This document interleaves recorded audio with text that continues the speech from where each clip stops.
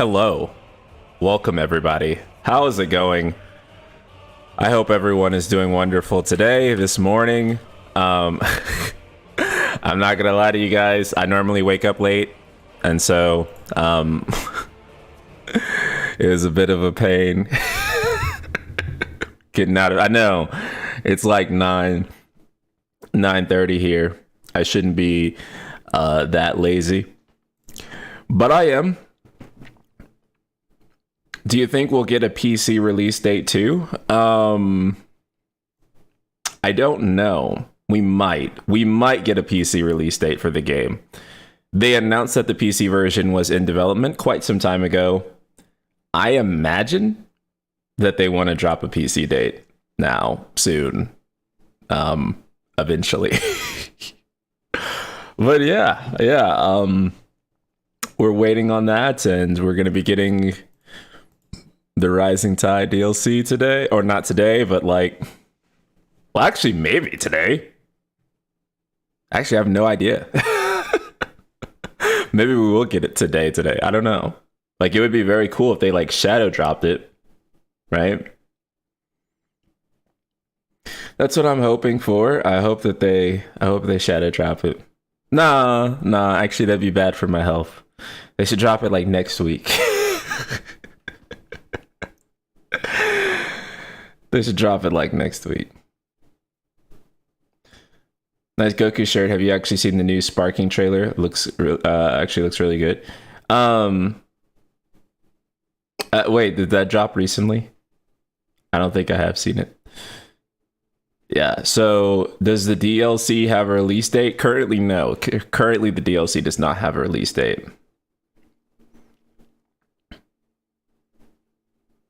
Yoshi P will be like, the Rising Tide DLC was available yesterday. Y'all just didn't see it. It's funny.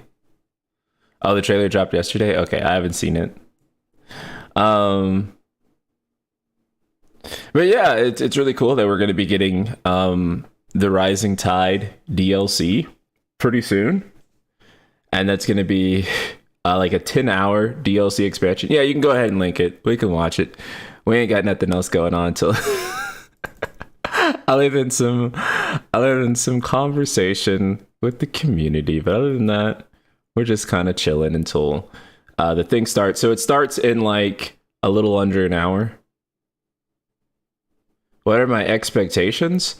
It's supposed to be like a 10-hour DLC, right? So I expect that it's probably going to be like the best icon fight, like period. Like, I think that it's going to probably be the best one. The reason I feel confident in saying that it's probably going to be the best one is because I feel like Square doesn't miss with their DLC. Like, I feel like Square DLC is like a very reliable thing. Like, if anything is going to ever pop off with Square, it's always going to be the DLC, right?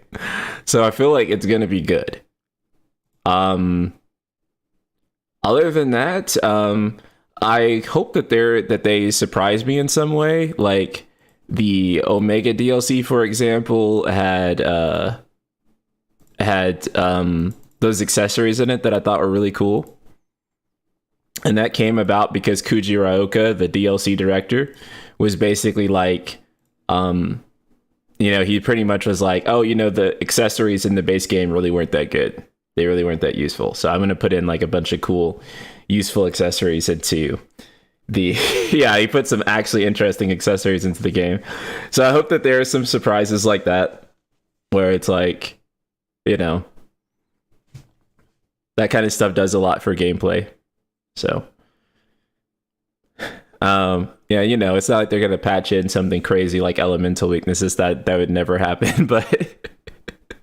But I'd love to see them, if they could implement a difficulty mode that can be played on day one. Like, if they let Final Fantasy mode be unlocked from day one, and then they let Ultimania be like its own difficulty mode that you can play the whole way through without having to complete the game twice before you can enjoy a semblance of challenge, that would be awesome. All right, we can watch this.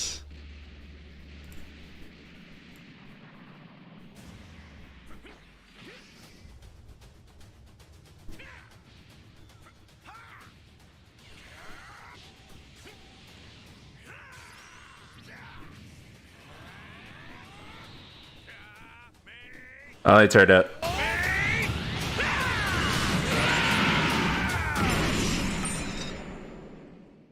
Tremble before my power! I'll show you the horrors of hell. Man. Alone with this planet!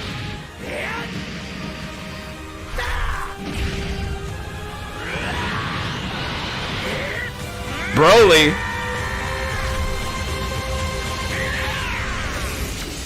Man, let's fucking go.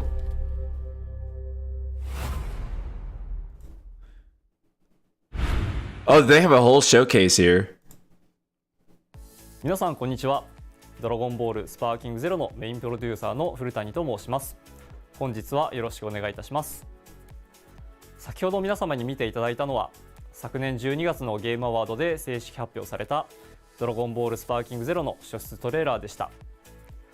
今年の1月、ドラゴンボールゲームズバトルアワー2024では、宿命のライバルである国土 Just kind of skip into the gameplay. I will defeat you this day.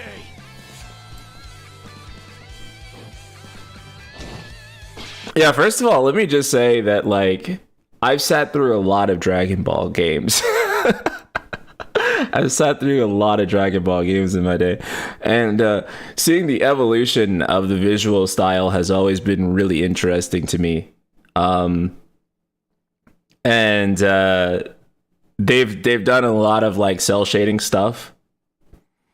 I think that this is, like, some of the best art-wise to me that they've ever, like, really done.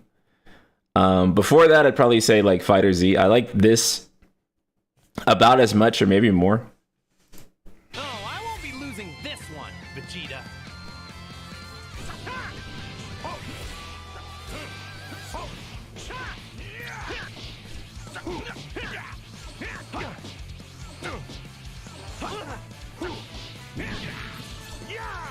Yeah, the visual style on this is incredible, dog. Arena fighters are back, dude.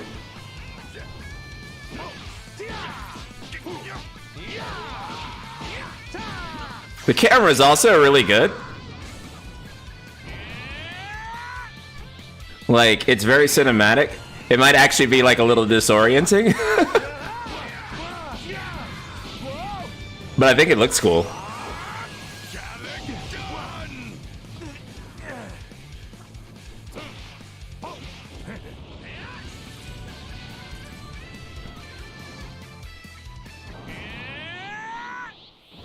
Thank fuck arena fighters have given up trying to be a shitty Ninja Storm knockoff, yeah. Doesn't the camera angles remind you of Armored Core? Yeah, a little bit.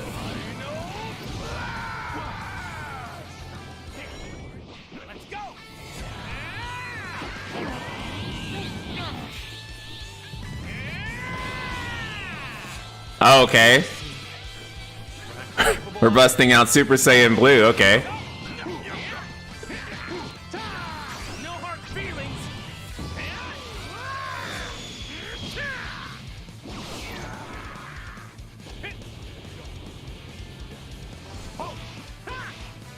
Man, this looks so cool.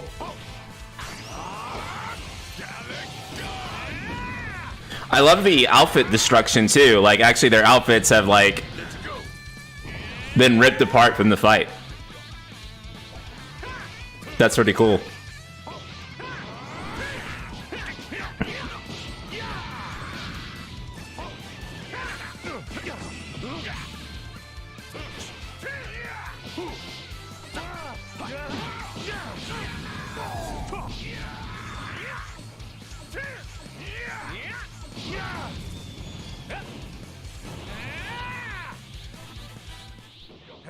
First of all, actually, I just want to say I love, like, the aura effect in this game. Like, it's really, dare I say, sparking.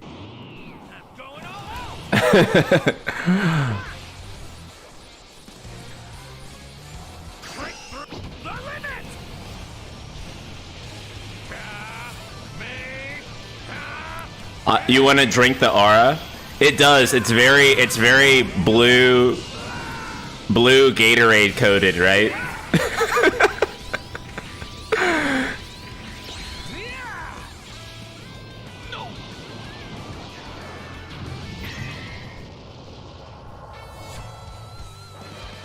Vegeta, let's go again.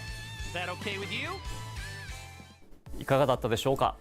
Yeah, that looks cool. That looks pretty good. I think it looks awesome. You know, like I was saying, I've grown up with a lot of Dragon Ball games. For me, my favorite Dragon Ball game of all time is still Legacy of Goku 2. Now, I don't know how many of y'all have played Legacy of Goku 2, but that was probably peak for me. Budokai 3, hype. Tenkaichi games, hype. Budokai 2 is still, I mean, not Budokai 2. Budokai 2 is the worst. I mean, Legacy of Goku 2. Legacy of Goku 2 was the best. Dude, if y'all have never played, that sounds like a game that Blitz has probably played. Blitz has absolutely played Legacy of Goku 2. Are you serious? Blitz has also played every Dragon Ball game ever. Probably even more than me. I suppose the real question is whether the story mode follows the super anime or super manga. The manga has more arcs, but has also deviated a fair bit, both the Black arc and the Universal Survival arc. Yeah, no, the manga for Super is definitely quite different than the anime. I kind of like that it is, though, because it's supposed to be like, oh, like if you read the manga, or you watch the anime, whenever you go and watch the other one, there's differences that you get to see. And so it makes basically consuming both pieces of media kind of entertaining, versus like where if you have like the most faithful adaptation ever, you kind of only need to watch or read one and not bother with the other. Right, did you ever play Legend of the Super Saiyan on SNES? Yeah, I did. I had the ROM for it. I definitely played that as a kid. I had a ton of Dragon Ball ROMs that I played on Super Nintendo when I was like extremely young. I was like 10 or 11. Maybe 12, but yeah, that's what I would do, is download games all day. And I had all the SNES ones. There was, God, I can't remember the name right now, but does anyone remember the one it was on Game Boy, and it was a turn-based game, and it was like a card fight basically, and the name is like slipping my mind right now, but that one was actually like, oh shit, let's watch this. This is the true might of a Super Saiyan strength. A mindless beast like you is nothing but prey to a warrior of love. Wait. Oh, is she from like the Tournament of Power? I don't really remember her. Is nothing but prey to a warrior of love. Now you're my prey. How many ladies are on her? Let's go. I'm old, yes, but experienced. Founder of the Turtle School, creator of the sacred technique, and the Kamehameha. Well then, let playtime begin. Whether it's this universe or another, I'm always the fastest. I'm gonna follow your orders for the rest of my life. Size means nothing when you're as quick as me. Justice prevails. Evil erased. This rampaging Oh wow. must be taught a lesson. Come on, my ear again, you. Get your head together. I am not going to be left in the dust.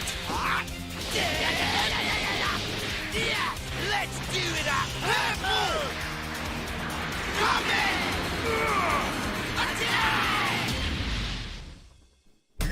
My enemies.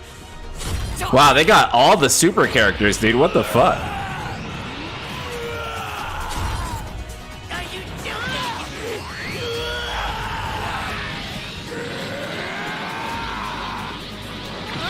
I wonder if they're only gonna have Super Broly or Z Broly too, Don't think you can enter my cross. since Z Broly is non-canon now. You cannot win.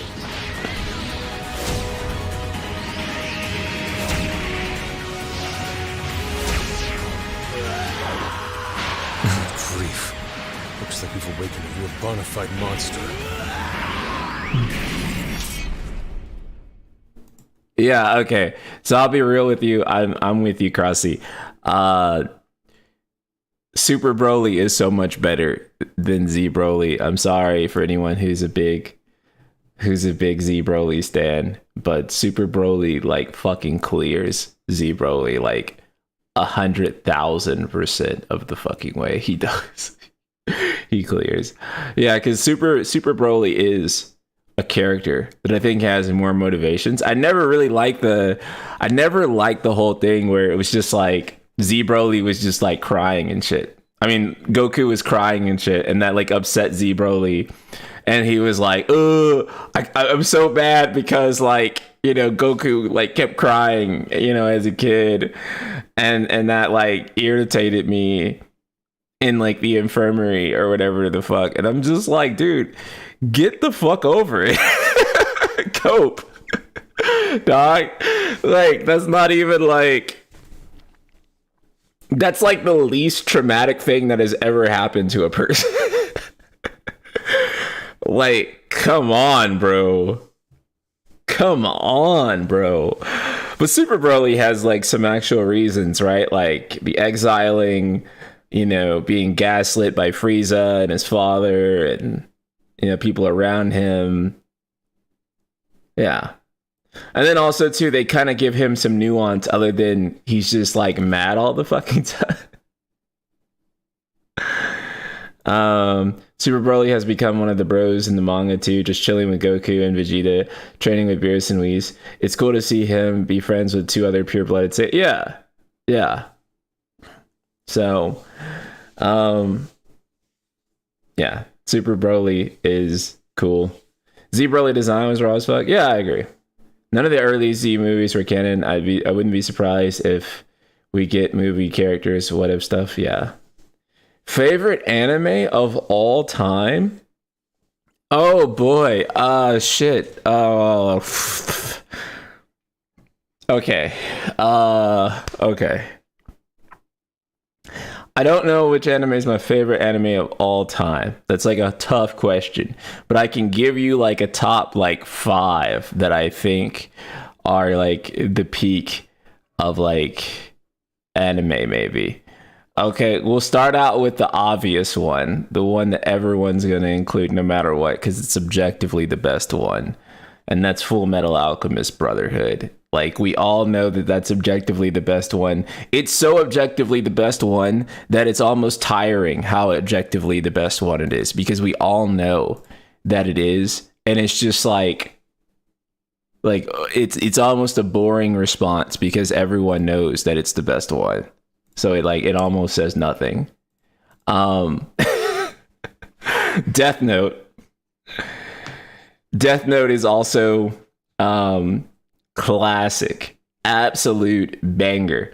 Now, I thought maybe Death Note was just like, you know, was Death Note really that good, or was it just perfectly vibing with, you know, me as like an emo, you know, 16, 17-year-old when it came out, something around that age. And no, actually, Death Note was just phenomenally well written.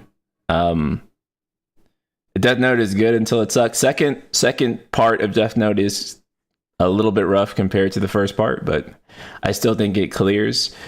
You're definitely going to say Vinland Saga. Actually, that's exactly what I was going to say next. This is Vinland Saga. Vinland Saga is not finished yet, but it's so fucking good. I'm putting it on there anyway. This next one is going to like piss y'all off. It's going to piss off like the weeaboos in the chat. Avatar: The Last Airbender. I'm putting it in there.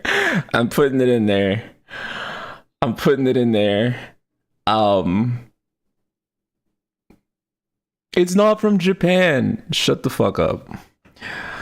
And then Code Geass for, and I don't know which way I would order that 5, but that's probably like my top 5 right there. Yeah. So that's like my top 5. That's like the elite. That's like my top of the top of the top of the top. Yeah, okay, so there's some other good ones that people are saying. Psycho Pass season 1. Psycho Pass is really good. I watched the second season. It was good, not quite as good as the first. I never watched, they had like a third season or something come out, right? I never watched it. Freerin and Apothecary Diaries. I'm a huge fan of Freerin and Apothecary Diaries. I watch both. I love Apothecary. Me and my girlfriend both love Apothecary Diaries so much that we actually watch it both sub and dub. So actually, when we finish the latest sub episode, we actually go and watch the dub episode of Apothecary Diaries, because me and her both love Apothecary Diaries that much that we watch it both sub and dub at the same time.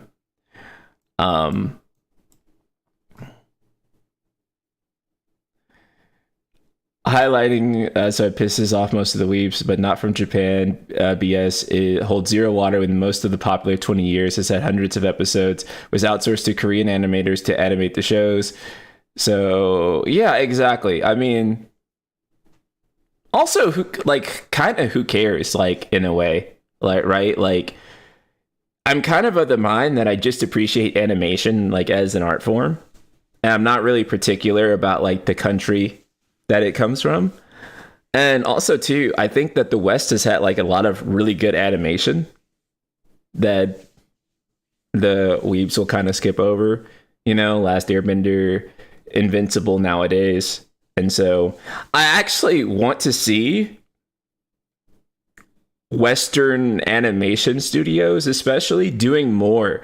Blue-Eyed Samurai, you know, like, I wish that Castlevania, yes, like, I wish that like Western animation studios could be elevated a little bit more and get like more traction, because they're actually really good. They're actually really good, right? Like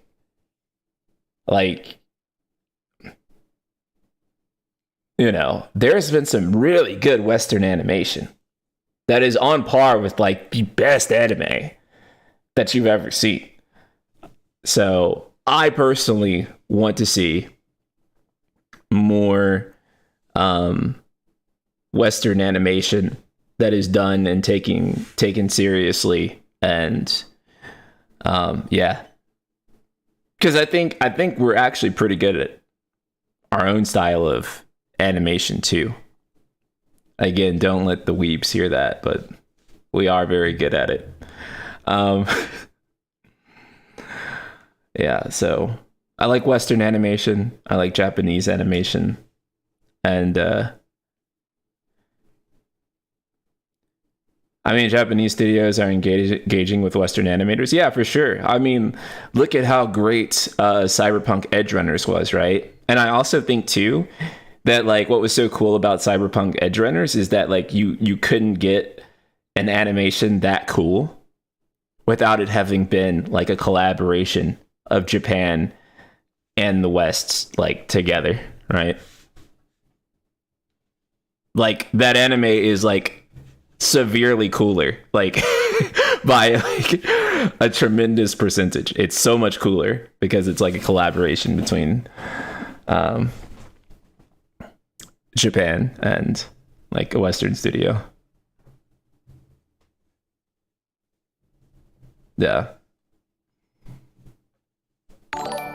So, all of which is to say that, yeah, I think it's awesome that whenever we can have the best of both worlds.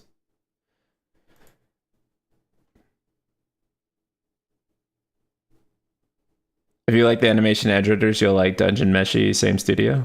I'll check it out.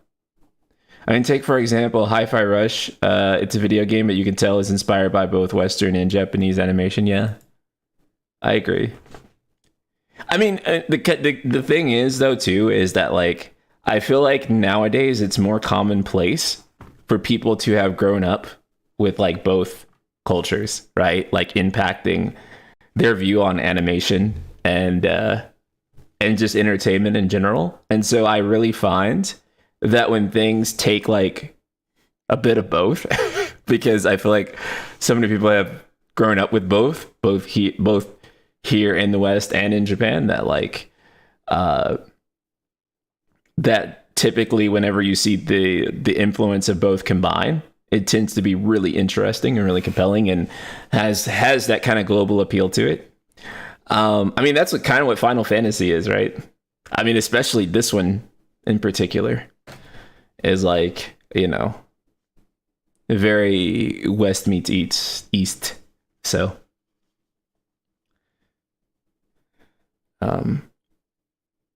all of which is to say, I just like animation. I do. I really don't, you know, I'm not too particular about, you know, country of origin so much as I am about like, you know, if the writing is good, which is why I'm here to tell y'all the Boondocks is anime. I'm so sorry, weebs. I'm so sorry. I know that breaks your heart. Boondocks is 100% anime. It is. We're not gonna argue about it. It's a fact. Blitz, hello. I'm here. Bro, if their internet goes out, I'm recording it, but I'll give you a play-by-play. Thank you so much, Blitz, for stopping by. Blitz is actually live here at the PAX panel. He's going to be in the audience. I hope the camera will like zoom in on him and he will smile at us. And his smile will be so white and bright, it'll blind everybody in chat right now. But yeah, Boondocks is anime. I don't know how else to tell you. I don't take an argument against it. It is. And if you disagree, you're wrong. Point blank. Point blank, you're wrong. It is maybe I need to rearrange my top 5. There's great Western animation. It's just rare. Castlevania, Blood of Zeus, Ruby, Blue-Eyed Samurai. So I wouldn't say that it's necessarily rare so much as like there isn't like the abundance of Western animation that there is of like Japanese animation, right? So I wouldn't say that like, I would actually say that the number of Western animations that are good is actually pretty high to like the number that comes out that actually takes animation seriously, if that makes sense. Like if a Western animation studio takes the animation seriously and is making it for like, you know, older teens or adults, usually they make something that's pretty good. But like, you know, there's not that like a terrible number of like of like Western animation studios creating anime in the same level that Japanese animation studios are doing. So I wouldn't say that good Western animation is rare. I just think that like there isn't as much. But I think that like what's there is pretty fucking good.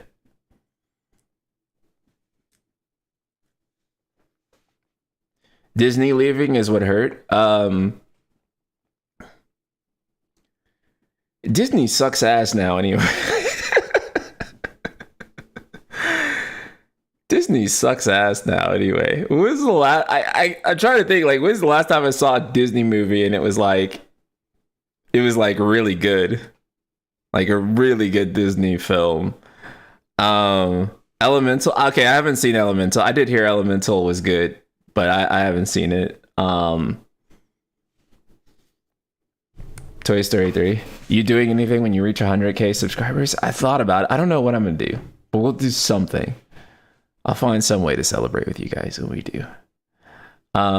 Scott Pilgrim was great. You guys are right. See, this is what I'm talking about, like, right? There is really good Western animation. There's a lot of it, right? But it's like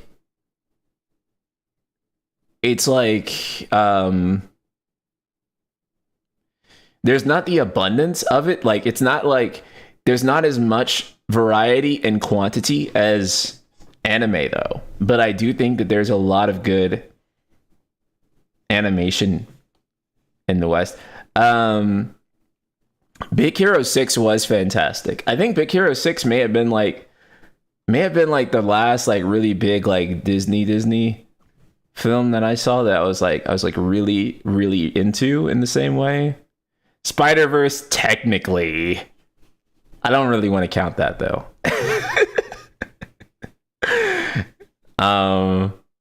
I mean, actually no, because Spider-Verse, Disney wasn't really involved in Spider-Verse. Oh, you just mean like Western animation. I'm sorry. My bad. But yes, actually Spider-Verse. Like, if you want to talk about like Western animation again, Spider-Verse was really good. The Spider-Verse was incredible. It did not win Best Animation at like what show is it? Like the Oscars or whatever the fuck. The Boy and the Heron won. Now, don't get me wrong, The Boy and the Heron's really good. Like, if you guys haven't seen that, it is pretty good. It is also like it is also a very kind of esoteric film to watch.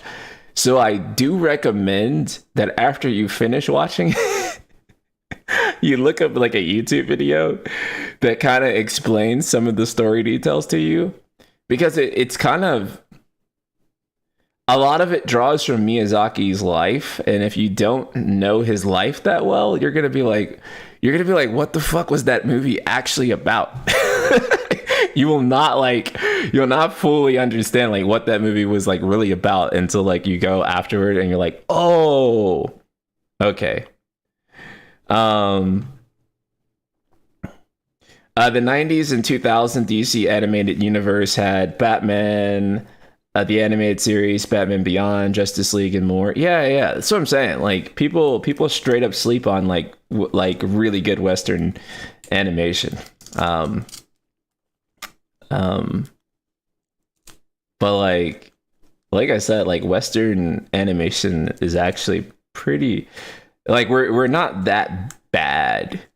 I think that anime like visual style and like stuff is like where Japan is like super ahead of like the West for sure. But I think in terms of like, but I think that like a lot of Western animation has like exceptionally good writing in it.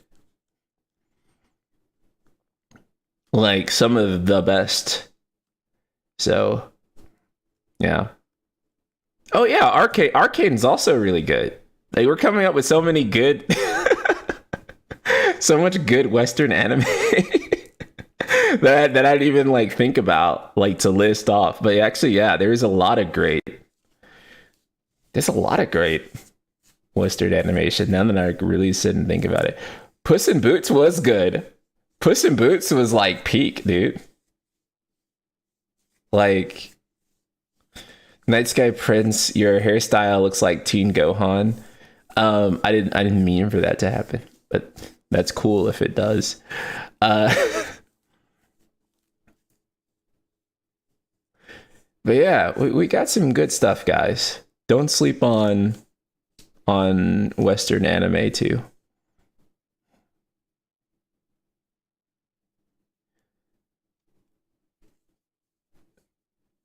All animation is pretty good. Pinocchio, I heard Pinocchio, the new Pinocchio, is really good. Not to be confused with Lies of P. But I actually haven't seen it. But I heard everyone talking about that film, and it was amazing.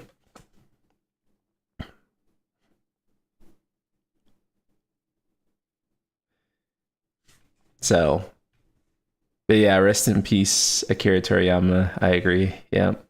The King, I got my Goku shirt on today. I think that's what started us. That's how we got on anime. One of the issues with the animated shows in the West is that some of the best adaptations are of comics, similar to anime, mostly being manga adaptations. But mangas typically have one author telling the story. Western comics, and therefore their adaptations suffer because sometimes from too many stories and writers that muddy the water. That's why Avatar: The Last Airbender was so different when it came out. Yeah, like, yeah, if it's like adaptations of that type of stuff, like, it's really tough. But usually, like, when it comes from like a unified vision, it tends to be a lot better. You know, Western comics continuity is very difficult to follow. You ever gonna talk about Reynatus? I know, I've been bullshitting. I need to actually make the video. I have been meaning to for a while, but it hasn't happened.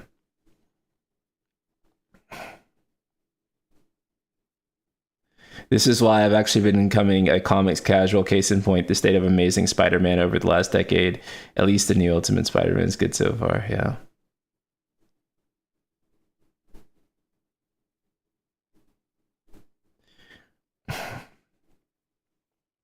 Seeing the number of PS5 game sales in Japan and FF is on top, can't understand why people are saying that the series is failing when FF16 sold 3 times that of Elden Ring did on PS5 in Japan. So I suppose that with that, because I feel like people are saying that, and I feel like it's somewhat of a bad faith. It's kind of bad faith all around, but like, yeah, FF is not, how should I say this? It does not bode well, I guess, that Rebirth sold less than 16. But that being said, it's also on PS5 only in Japan, and so it's also sort of like that's about as best as it can do, because PS5 is just not that popular in Japan. And so what can you do when it's not that popular? Right? So, but yeah, it is, but at the same time, it is comparatively a drop off for sure. Like, that it didn't sell as much as 16 in Japan. And so what does that mean? I don't know, because most of the sales for AAA games, even if they're Japanese games, don't come from Japan anymore. They come from the West. And so it's kind of whatever, really.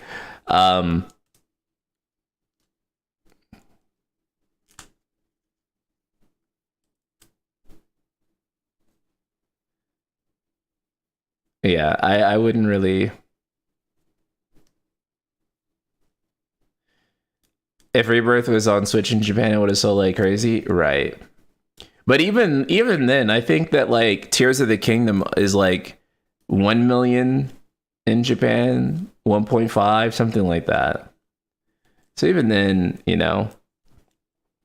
But I guess that's like what old Final Fantasies used to sell, was like 1 million like that. So yeah, you know, I mean, and Zelda in Japan was actually not huge before. So I'm willing to bet that, yeah, if Final Fantasy was on Switch, it probably would have sold like 3 million. Probably would have sold 3 million in Japan alone. Because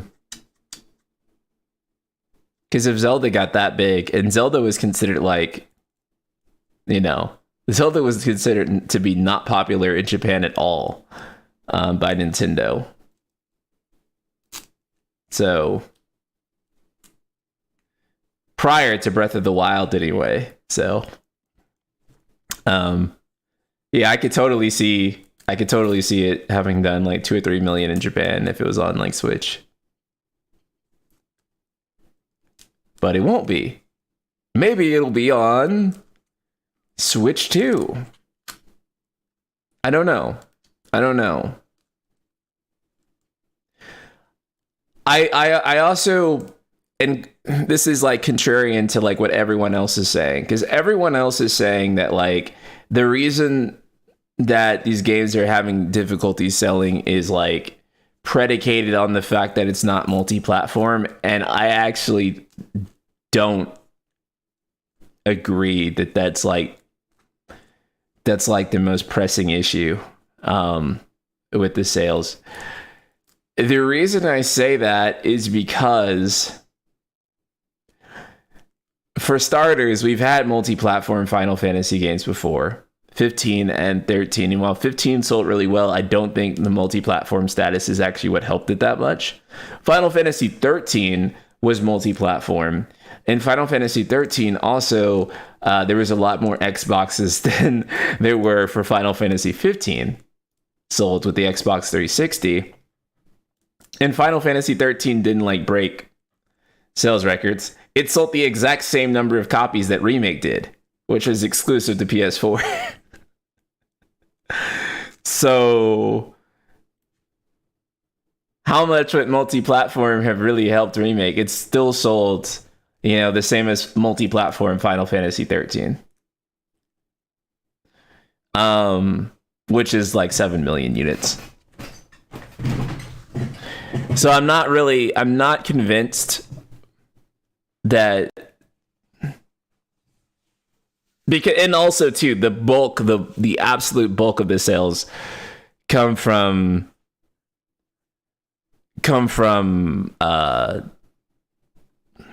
PlayStation anyway. Wasn't 13 the fourth highest selling FF for a few good years?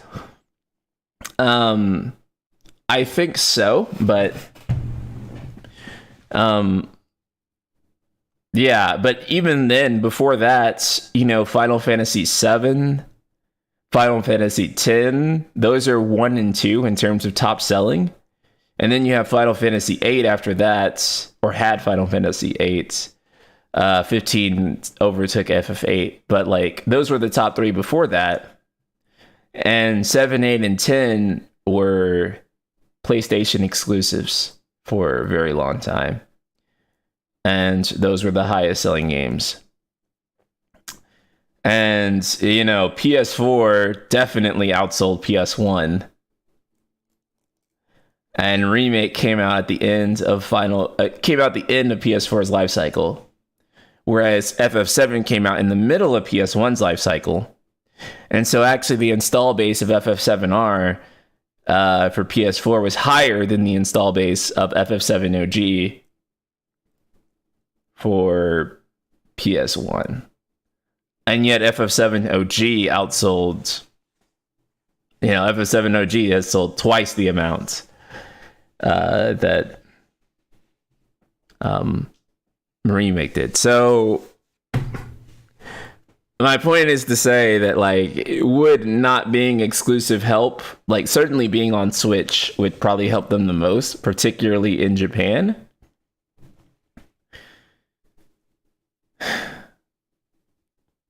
But I think that it's not the biggest issue. Dizzy Wee, thank you so much for the tier 1. Appreciate you. Okay, the biggest issue, in my opinion, and what's actually causing this, is not any of the shit that anyone's talking about whatsoever. All the discourse on Twitter is wrong. I'm gonna tell you what's actually happening here that's stifled them. And the developers have mentioned this quite a few times, and I see it in my own channel analytics for Final Fantasy videos. There is not enough interest in the 18 to 24 demographic for Final Fantasy. It's become a boomer series, and it does not appeal to the 18 to 24 demo that it needs to. And that's the problem. Younger gamers don't care. Yep. That's the actual problem. That is the actual problem, and all this other stuff is made up. It's not multi-plat. I promise you it's not multi-plat. Like, you can look at the numbers and you can see the multi-plat FFs, and you can see, you can see the exclusive FFs. The exclusive FFs have actually done better historically than the multi-plat ones. Or it hasn't really stopped them, I should say. So it really does not matter. But Persona is selling better than before. Right, because Persona is not boomer. Exactly. Persona is Zoomer core. Like, you can actually see in my channel analytics, when I upload a Persona video, the Persona video will have like 30 to 40% people watching 18 to 24. And then I upload an FF video, and the number of people 18 to 24 watching is like 10%. Because it's like, holy crap. Like, the younger, also Nier as well. Nier, Like a Dragon, those are really popular with 18 to 24. Like, and that's why you see those games growing, right? So the actual problem with Final Fantasy, and this is what Yoshi P has mentioned in interviews, and this is what Kitase has mentioned in interviews too, is that they don't have the young people factor. They don't have 18 to 24 demographic. And if 18 to 24 is not that interested, God, dude, what do you think 13 to 17 demo looks like? What do you think 13 to 17 demo looks like? It's not good. FF16 doesn't feel Zoomer core. It's not. But that's the thing, though, too. Like, it's kind of a big question, is how do you make Final Fantasy Zoomer core? And so Square Enix's, like, philosophy on that is like, okay, well, Zoomers probably don't like turn-based, right? They want to do perfect dodges and parries, and they don't want to take turns. So that's the reason that we've moved to action combat, right? I'm not entirely convinced, though, that Zoomers don't like turn-based. Like, I don't know if that's true. Because if it was true, I don't think that, like, Zoomers would be so into Persona like they are. But it is probably true that, like, more Zoomers are into action combat than turn-based. But, like, so yeah, they've been trying to make a game that is built for the Zoomer for a long time. Please don't appeal to Zoomer.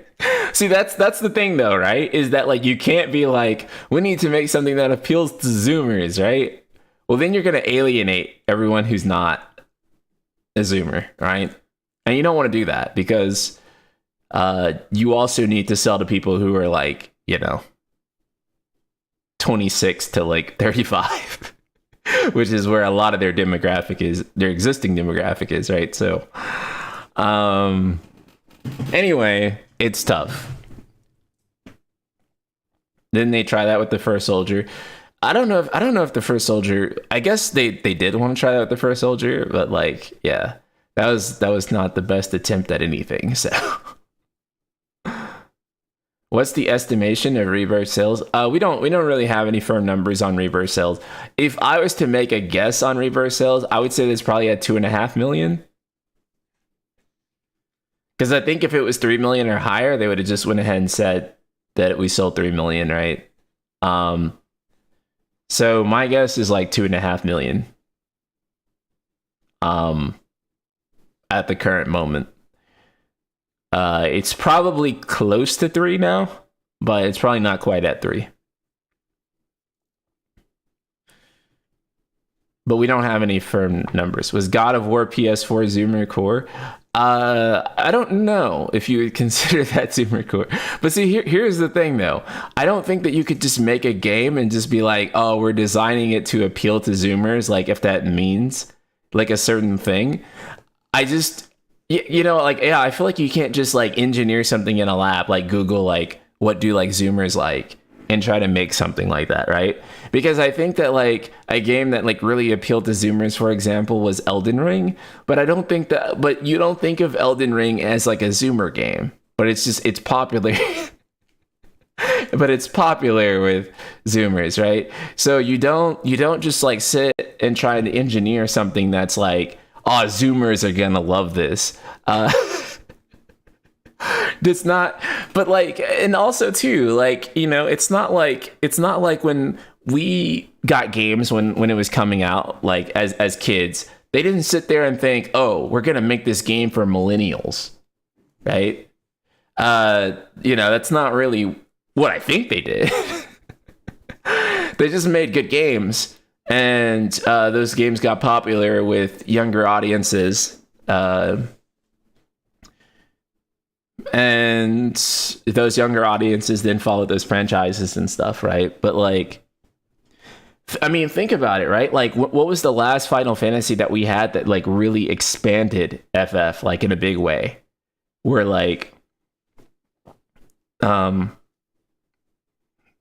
a tremendous number of new people like really got in. I think it was probably 15. But like before 15, it was probably 10, right?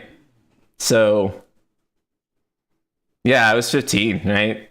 But yeah, but before 15, it was probably 10. And so we went from like, anyway, basically Final Fantasy needs to get popular with the younger audience, because they can't depend on people that grew up with FF forever. And yeah, so that's the thing.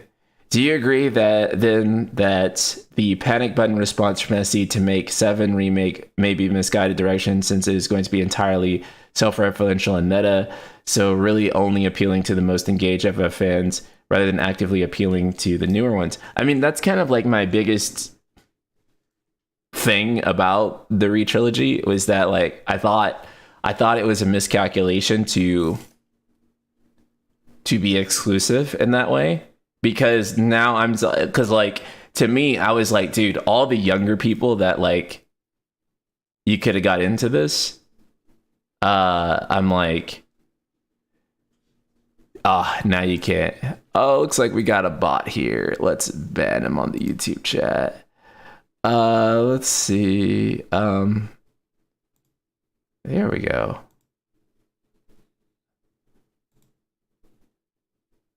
There we go. We got him. Okay, we're waiting on the official streams to start. So.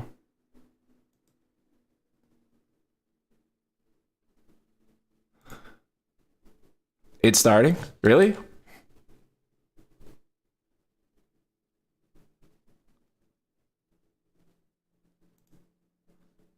I'm trying to refresh it.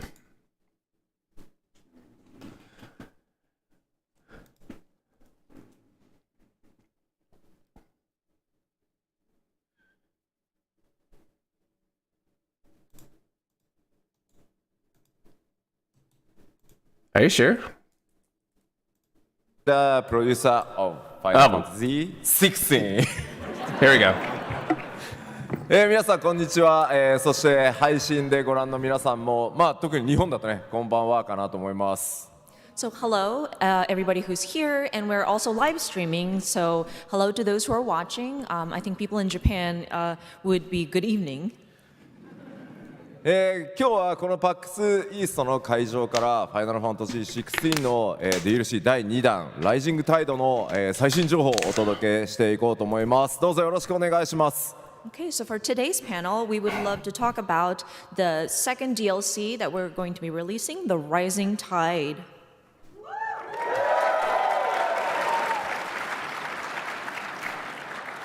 さあでは今日このステージ約1時間になりますが、何をお話ししていくかというと、最初はまず、今日のメンバーの紹介をさせてもらって、その後、ライジングタイドの、中身のお話をメインディレクターのクジラ岡の方からさせてもらいつつ、最後、ちょっと短い時間にはなりますが Q&A セッションを行おうと思います。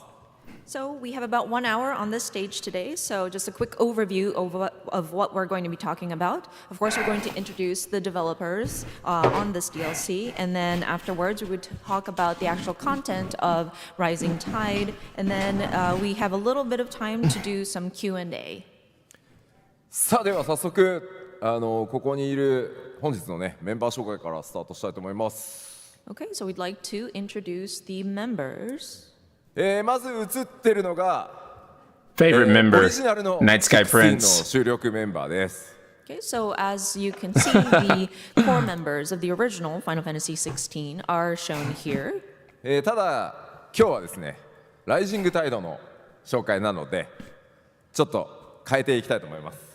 That said, we are going to be talking about the rising tide today, so it's a bit different.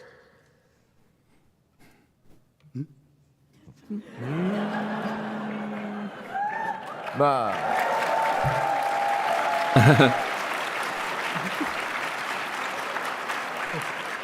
まあ16ねよく主力メンバーおじさんばっかりって言ってたんですけど今日ちょっと若返ってね。でもおじさんって言う。 I mean, we have middle-aged men mostly in our core development team, so he's a bit younger. We got fresh blood here. But not that much younger. Kuchiraoka is the DLC director. He's also the Icon versus Icon director. Yeah. So We still worked on it. he worked on all the Icon fights. はいはいじゃあ進めていきましょうか。 Okay, but we get it. Okay, we get it. This guy, he's important. Sure. But I think the question on all our minds is, who the hell is he? Yes まあまあね誰なのかわかんないからね。 Yeah, no, I don't think we've really introduced him yet. So again, we had an informative slide, complete with a comprehensive bio and a list of past accomplishments. But I was thinking this morning, I mean, that's no fun. This is PAX. So I scrapped the slide and I added a quick rapid-fire Q&A with a bunch of random, somewhat meaningless questions. What? Are you ready? Are you ready? Are you ready? Okay, he's ready. Okay. Here we go. Okay. Remember, don't think, feel. Yes. Question 1. How old are you? 14 years old. 14? 14? 41. 41. years old. 14歳かと思ったわ。 41 years. That's me with Japanese How long numbers. have you been Okay. at Square Enix? 21 years. おお。 So, what was your first 先輩。 Yeah. Senpai. What was Wow. your first project? Kingdom Hearts 2. Oh, let's go! Let's go! All right. What was your first job? Battle content designer. Okay. Content. Oh yeah, that's right. He was a And what battle was your designer on favorite KH2. project? Yeah. 16? 16? 16? 16? This is the Final Fantasy. Yeah, let's go! Okay. And what is your favorite FF? 16? 16? 16? 16? Final Fantasy 7. Okay. What is your favorite game of all time? Chrono Trigger. Okay. What's your favorite anime? Their mic is peaking hard. Nice. Nice. Let's turn it down What is just a your little. favorite food? Jesus. Ramen. Ramen. Good. What's your favorite pizza topping? Pineapple. Pineapple. No, let him say it. Let him say it. Let him say it. Let him say it. Okay. Is a hot dog a sandwich? Yes. Is a taco a sandwich? Base. No. Is a rice ball a sandwich? 全然関係ねえじゃんもう。 What, really? Really? Okay, we'll get back on track. We'll get back on track. So, what icon represents you the best? Diabolos. Diablos. If you could eat the flesh of any Final Fantasy XVI monster, what would it be? Megal Crab. Megalo crab. Okay, sure. Is your life story focused or action focused? Action focus. Nice. わかんないけど。 Okay. Chocobos or Moogles? Chocobo. Marlboro or Marlboro? Marble. Okay, okay. Bad breath or very bad breath? Very bad breath. That's what I thought. Uh-huh. Jill or Tarya? Oh. Jill. Okay. People or Aerith? No! No! Tifa. Yoshiki or Takagi? I don't know. Wow, bro. Is Clive alive? Stop. They're about to ask him if Zach's alive too. Okay. It's ice break. Okay. We'll move on here. Okay. さあというわけで、まあクジラ岡もリラックスできたと思うので早速プレゼンテーションちょっと始めていこうと思います。 Okay, I think we've kind of warmed him up now, so I think we were going to jump into the presentation. まず「ファイナルファンタジー16」DLC2 つ作っているで1つ目「Echo of the Fallen」はすでにリリース済みとなってます。 So of course, we've been making DLCs for Final Fantasy XVI, and our first one, Echoes of Fallen, has already been released. さあそして2本目今日は「ライジングタイド」こちらの方をご紹介していこうと思います。 And so for today, we are going to be talking about the second DLC, The Rising Tide. ただ That said, 説明していく前に少しでも映像を見た方がなんとなく頭に入るんじゃないかなと思います。 that said, instead of just talking about it, I think having some sort of visual guide would help kind of allow that to sink into your minds. というわけでライジングタイドのトレーラーからご紹介していこうと思います。 As such, we'd like to show off a trailer. Okay, here we go. Here we go.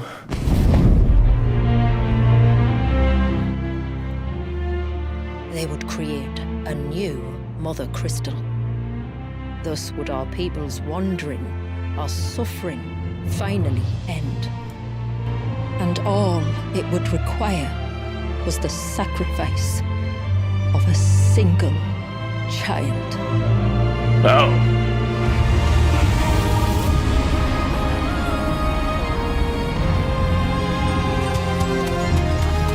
She's calling us. Oh my god, beautiful. None other than Shiva herself. Oh my god, dude.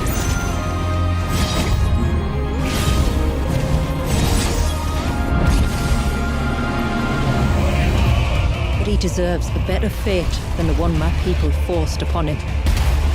He deserves to be free.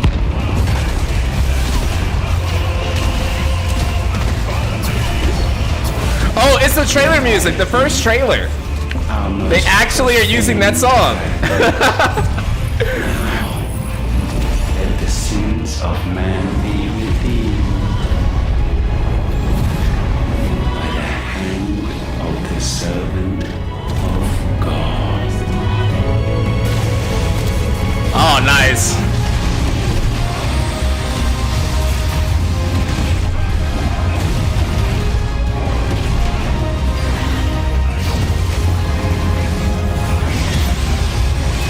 Wow, dude.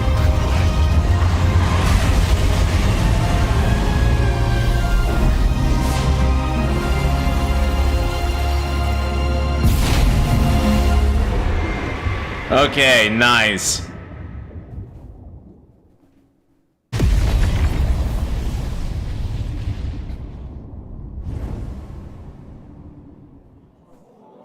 That looked like a new form for Ultima, didn't it?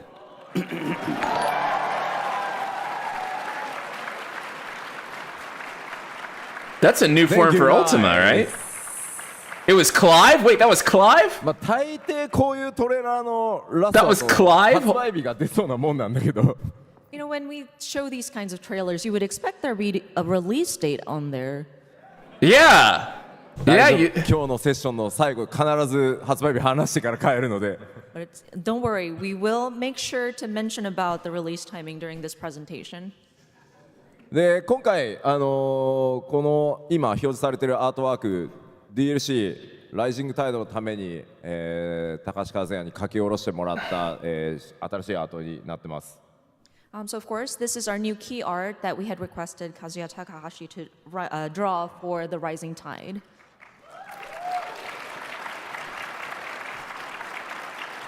Clive with all the icons becomes a complete Ultima. Ultima is not an incomplete vessel, but a true god, right? But that implies a different ending, right? の旅というところをしっかり描いています。 And of course, just like with the first DLC, we have Clive and company, including Jill, Joshua, and Torgal. しかもね、青空の下でという内容になっていますので、それらの詳細、これから、ディレクターのクジラ岡の方にどんどん掘り下げていってもらおうと思います。And they will be traversing in a realm that has a blue sky, but we are going to have Kujiraoka explain that throughout this presentation.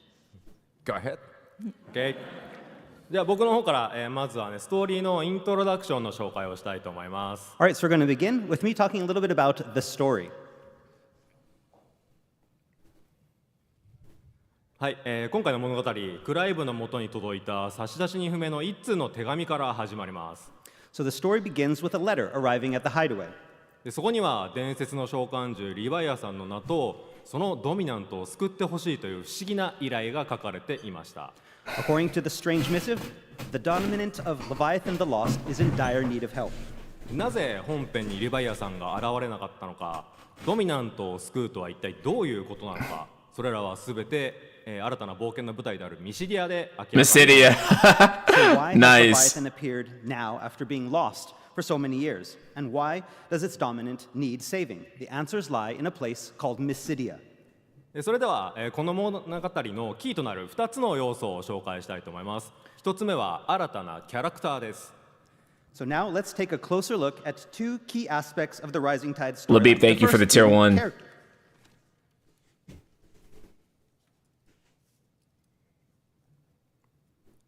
はい、この女性キャラクター、名前はシュラと言います。 I need her. 責任感が強くて真面目な性格で堂々とした立ち振る舞いが特徴のキャラクターです。So first we have a new character named Shula. She can be best described as an earnest, dignified, and having a strong sense of duty. で今お話しした特徴なんですが、どうやら彼女の、立場やこれまでの、背負っているものっていうものが大きく影響しているようです。で一緒に旅をする中でリヴァイアさんとの関係性や彼女の内面も見えてくるので、ぜひこちらもご注目ください。So these characteristics tie directly into her backstory, a tragic tale that Clive will learn more about on their journey together, as well as learn about her connection to Leviathan. ちなみに Susie, 身長が hello. 大きくてですね、クライブと同じくらいでがっしりした体格をし How て you います。 doing? バトルにもバッチリ参加してくれるので、そちらの方もぜひね楽しみにしていてください。And as you can see here, she is well built and almost as tall as Clive himself. She is also an accomplished fighter and will join Clive in battle.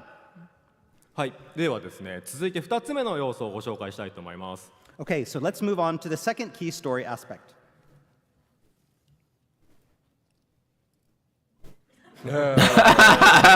Graphic design is my やっぱりね、 passion. このリヴァイアさんとの召喚獣バトル欠かせないですよね。 And of course, that would have to be the Ifrit's epic battle with Leviathan. But wait a second. Before you said that Leviathan has to be saved by Clive. Save, yes, yes. How can you save Leviathan by kicking his ass? そうね、救うってさっき言ってたのに、なんで戦う？ That's true. We did mention to save Leviathan. What does this mean? いやいい質問なんですけど、ここでそれ話しちゃうと全部ネタバレになっちゃうので、これは皆さんの目で確かめていただきたいと。Okay, well, he says it's a good question, but it's one that he can't answer because it reveals too many spoilers, so you'll just have to play and find out yourself. いずれにせよ、戦うことによって救うんだと。そういうことです。 So, in any case, by fighting Leviathan, we save the dominant. しょうがないね。戦わないと DLC にならない。ゲームにならない。 Well, that's true. Technically speaking, you do have to fight it, or else it won't really make sense as a DLC, huh? I mean, yeah, if there's no battle in the story, it's a game without a battle, that's not what we are. じゃあちょっとそのね、バトル内容を軽く触れておきたいと思います。 Okay, so next up we want to talk a little bit about the battle itself. 本編のような召喚獣バトルの、ド派手さもさることながら、イフリートを操作する、極限のバトルを目指してかなり攻めた難易度にしてあります。Okay, as for the battle itself, well, it might not be as flashy as some of Clive's previous Icon encounters, but seeing it as it is the final Icon versus Icon battle in the game, we wanted to make it especially challenging. 前回の、Nice.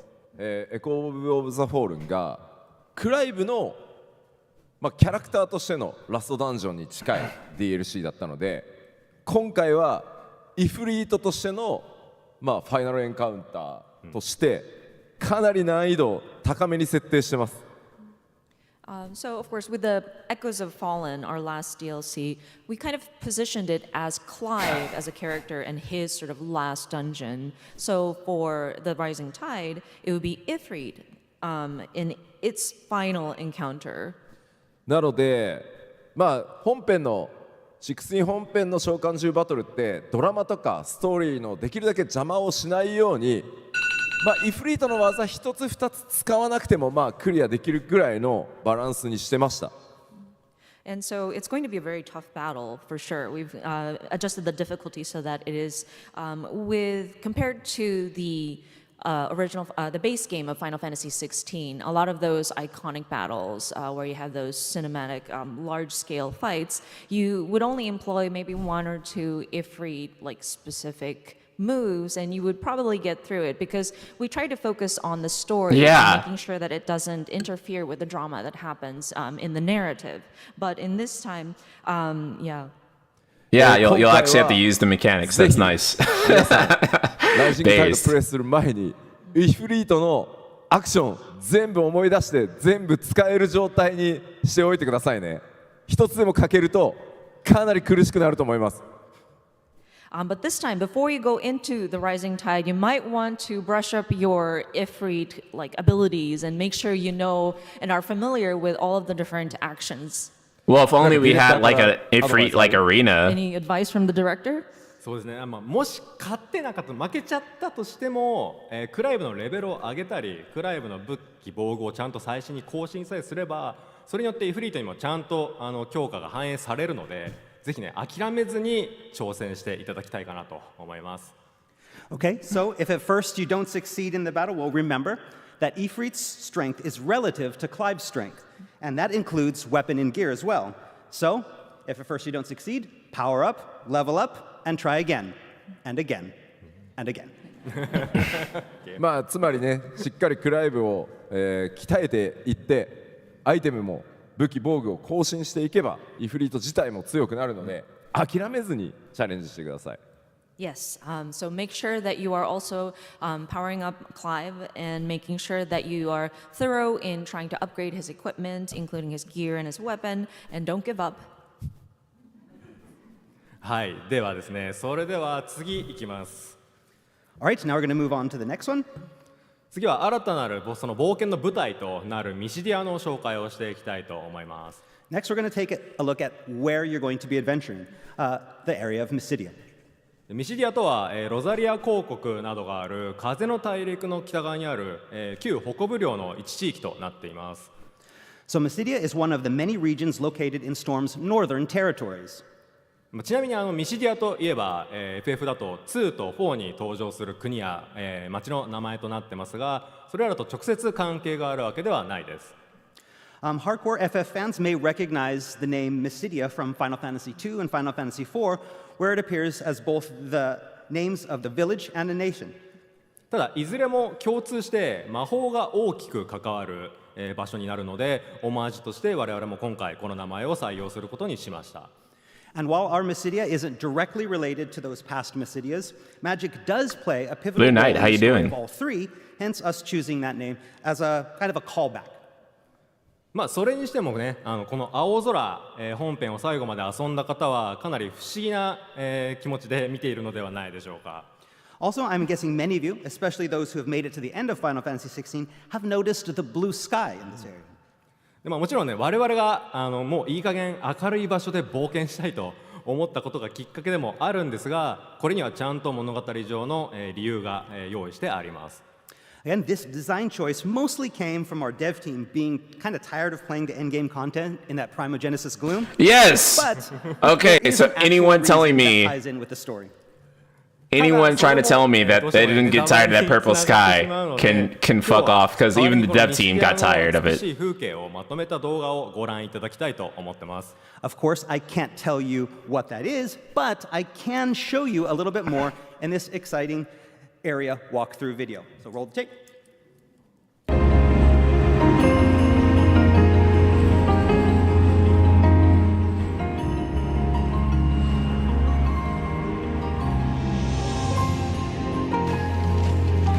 Wow, it's gorgeous, man. Oh.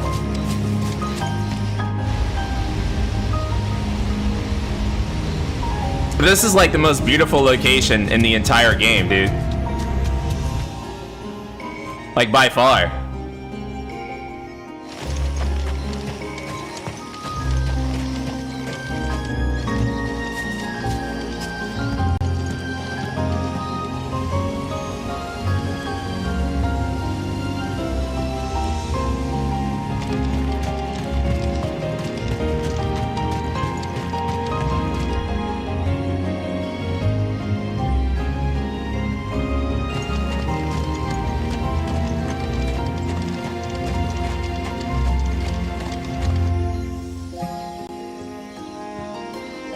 That frozen wave, yeah, the frozen wave is really beautiful.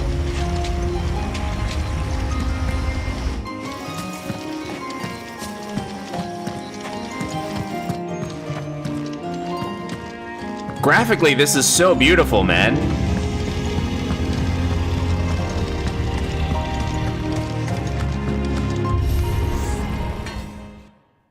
Nice. ちょっと Nice. This DLC looks so good, いいと man. ころで切れてるんじゃない？ You know, it kind of felt like a cliffhanger there. We were getting to the good part. まああれはまたちょっとね話を別でしたい。 Don't worry, we'll talk a little bit more about that. I see. まあミシディアかなり広いフィールドになっているので見どころたくさんあるんですけど、中でも僕としてはぜひですね、スクリーンショットの一番右上にあると思うんですけど、まああれ波が時間停止したかのように固まってるっていうシチュエーションです。So of course, Mysidia is going to be this vast area that you'll be traversing. But one thing that I would like to point out is the top left, where you see that big wave kind of frozen in time. 水のその一粒一粒まで完全に時間停止された場合、どういった見え方になるのか、その表現、アーティストも含めて徹底的に作ってくれたので、非常に美しい。しかも結構ギリギリまで寄って見れるので。ぜひそういった風景にもご注目いただければと思います。And the artists were very particular about how we depicted the water down to the different drops of water that are frozen in time. So, and you can get pretty close to that sort of still wave. So we would recommend to look at it when you see the environment. それにしてもさ、最後なんかこう包丁みたいなやつ。持ってたやついたよね。 Just going back to that last part of that trailer when we saw that monster with that giant blade that kind of, coming at you. いや、やっぱりね、あれは掘り下げないわけにはいかないので、ちょっと彼らの紹介もさせてもらえればと思います。Okay, yeah, don't worry. We will talk. We can't not talk about those guys, and so we're going to talk about them. じゃあ次のスライド行きましょうか。Despite their somewhat sinister appearance in Final Fantasy XVI. で前回のトレーラーで実は最も再生されている箇所はこのトンベリが登場するシーンだったんですね。でなんでそれがこうなったのかっていうのをぜひここで話させてもらえればと思います。 And so we first introduced these toneberries in the last trailer that we had. And when we looked at the YouTube data regarding which portion of the trailer was played the most, at the toneberry spot there's this huge spike. And so because you've shown that much interest in it, we wanted to talk a little bit about the toneberries and how they got their design. Did the Twitch stream die? 次のスライド行きましょう。はい。でこれが従来のトンベリです。もうこれは可愛いですよね。俺は知ってる。そう。 Yeah, so I'm guessing this is what most of us think about when we hear toneberries in Final Fantasy. I right? know. Yes, Yeah. for sure. We recognize this one. でこれが、実はね16の本編の開発初期に登場するアイディアがあったんで、その時に書かれたアートをお見せしたいと思います。So back during the early development of Final Fantasy XVI, we're throwing around ideas of monsters to put in the main game. And wouldn't you know, Toneberry was one on the list. And here is the original concept art that our artist came up with. No. まあこの時点で真ん中がちょっとおかしいですよね。Yeah, so yeah, that guy in the middle, that's not very... Okay, is the Twitch stream back? Wrong. しかもメモでマスタートンベリはアンデッドと書かれて。And also you can see right down there at the bottom, it says the Master Toneberry is undead. まあこれはですね、やっぱりこうファイナルファンタジー16本編を作っていくときに、いわゆる皆さんがよく知ってる FF のまあレガシーモンスターっていうのを登場させよう、どれを出そうかっていうミーティングをまあ高井宏とかとやってました当時。So of course, when we were making the base game of Final Fantasy XVI, we were thinking about incorporating legacy characters from the Final Fantasy series that are recognized by players, and we were trying to choose which ones. And Takai and I were talking about it. で当然そのトンベリもまあやっぱりキャッチーでもあるし、アクションにしてみたら攻撃かなり怖そうでいいよねっていう話をしてたんですけど、とにかく元になってるデザインの情報量がとにかく少ない。But of course, when we were thinking about the Tomberry, yeah, its movements are very catchy, the attacks are very scary, but when you look at the original design and it's just so simple looking.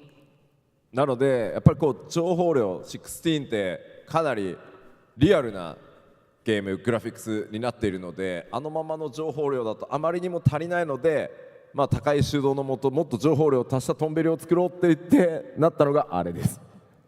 So with Final Fantasy XVI and the aesthetics that it holds, with the amount of information that is in the details, and trying to translate such a simple figure into that would make it so awkward. So Takai was supervising, okay, so how would we look at this very little information and try to bring it into the realm of 16, and then that's what we came up with over here.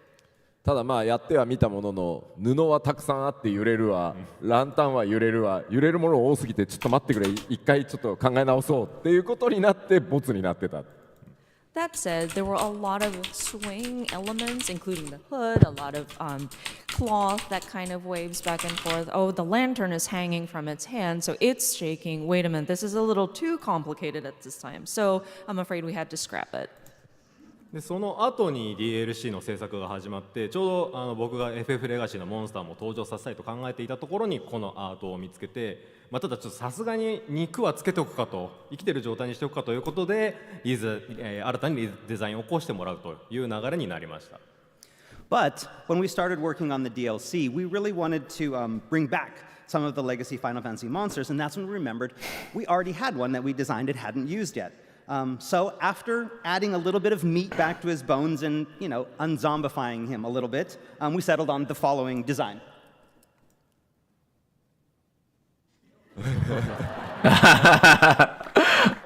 That's awesome. Thank you. That's awesome. はい、これ一番右がねトンベリキングなんですけど、一応ねフードの上からですがちゃんと王冠もかぶってますね。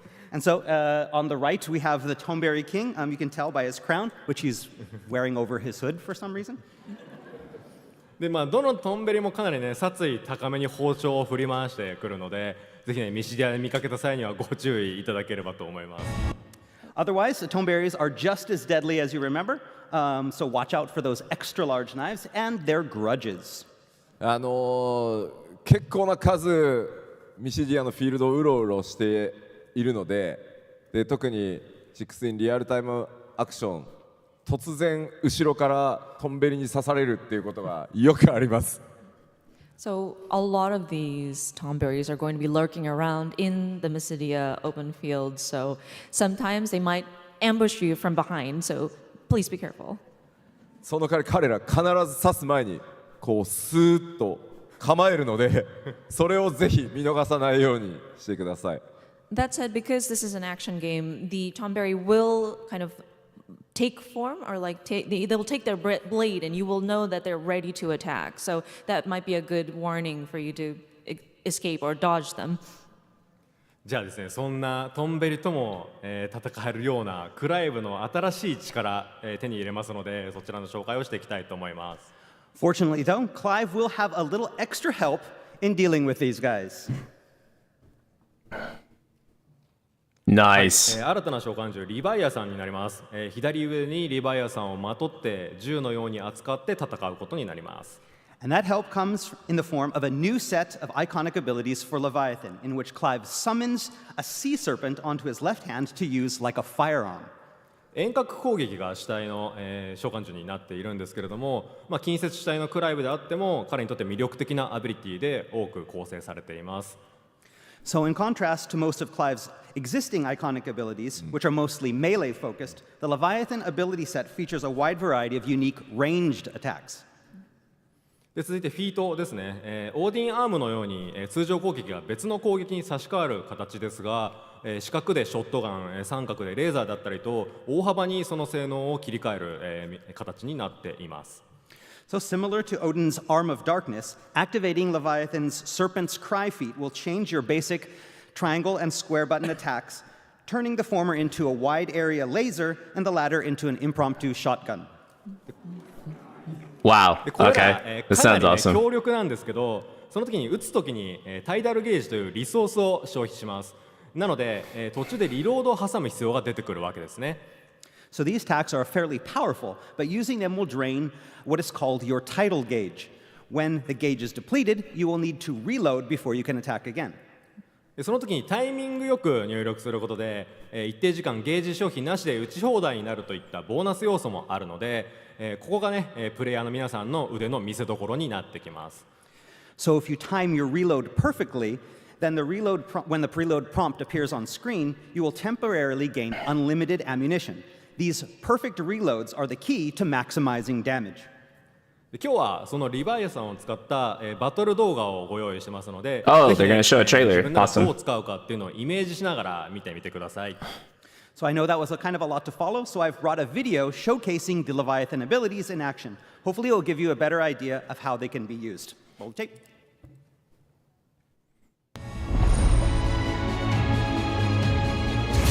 Nice.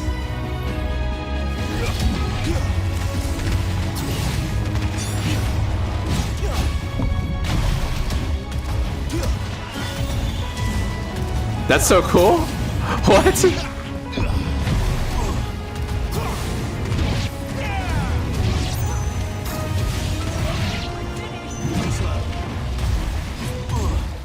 What? Gosh, thank you for the tier 1. That's so cool.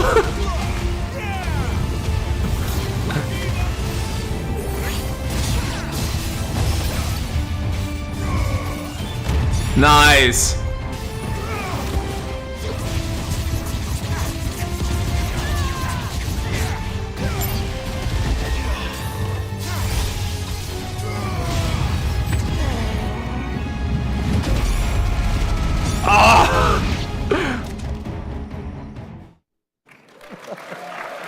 I love it.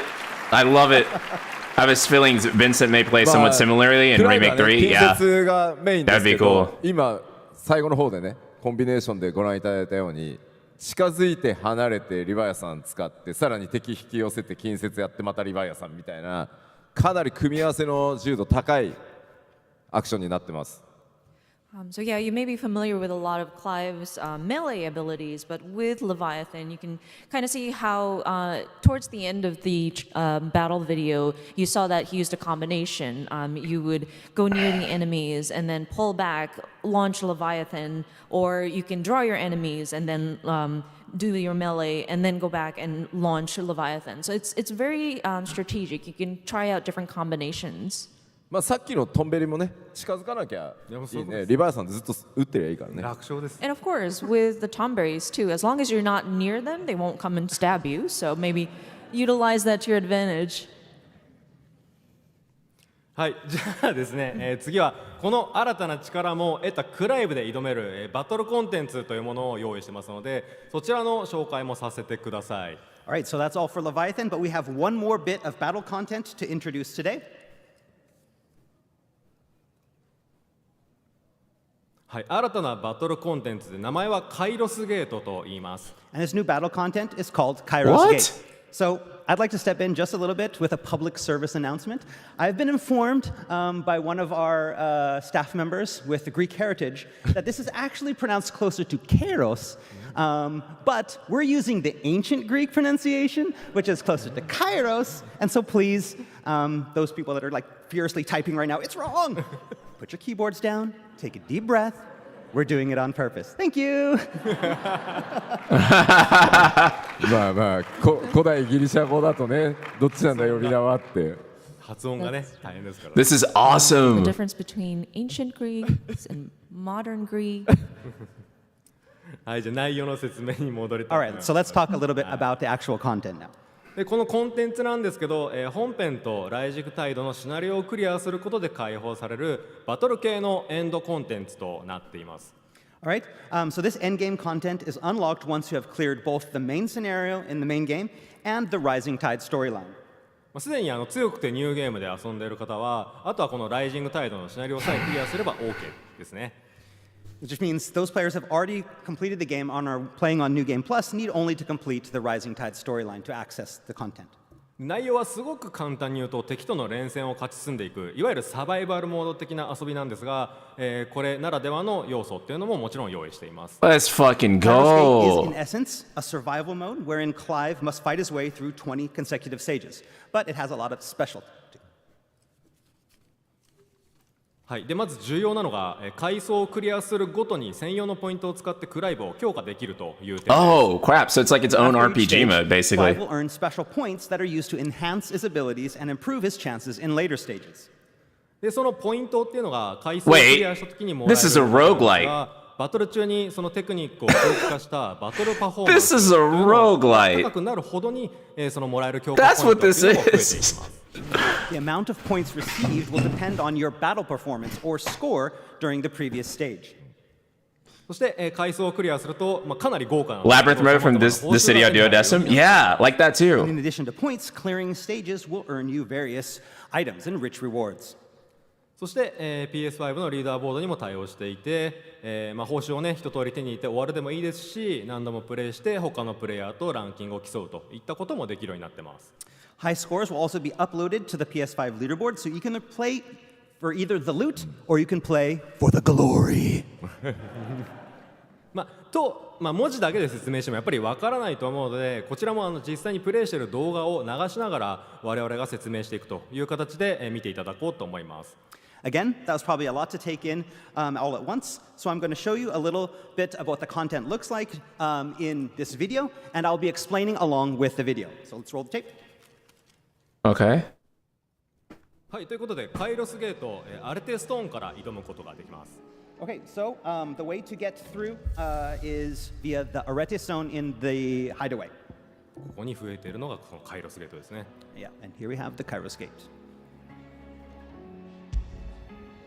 はい、でカイロスゲートこのようにドット絵で描かれたキャラクターが登場するクラシックのような UI が特徴になっています。And as you can see, we went for a decidedly more classic feel to the UI. でこの画面、階層をクリアするごとに訪れるベースキャンプ的な画面になってますね。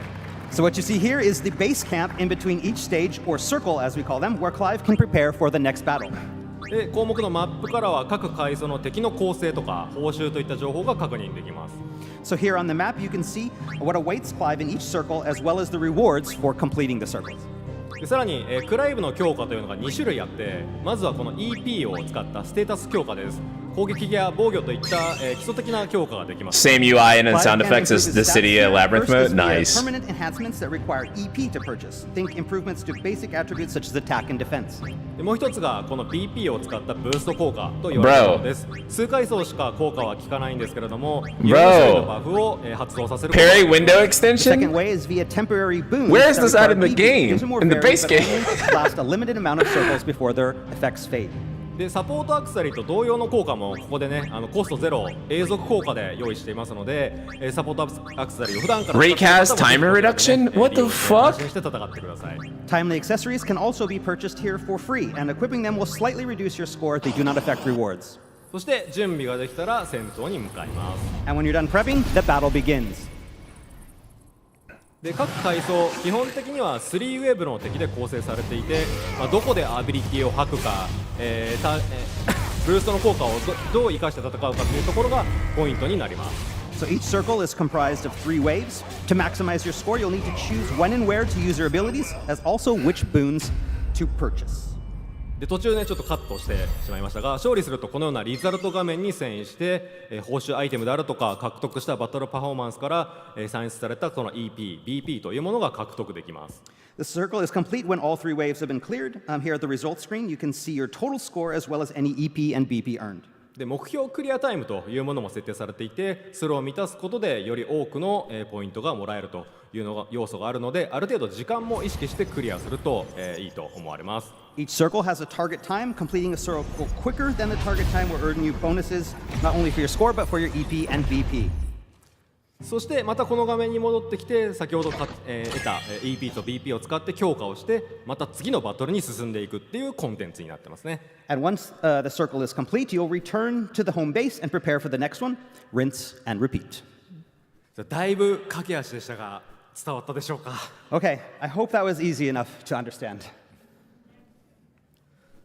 はい、で途中にはねかなり強力な敵が連続で現れたり、ボスクラスの敵も現れたりするので、進めば進むほど敵が強力になっていくという要素も、含まれています。As you progress through the stages, the challenges you face will grow increasingly more difficult, and there will also be more than one boss waiting for you.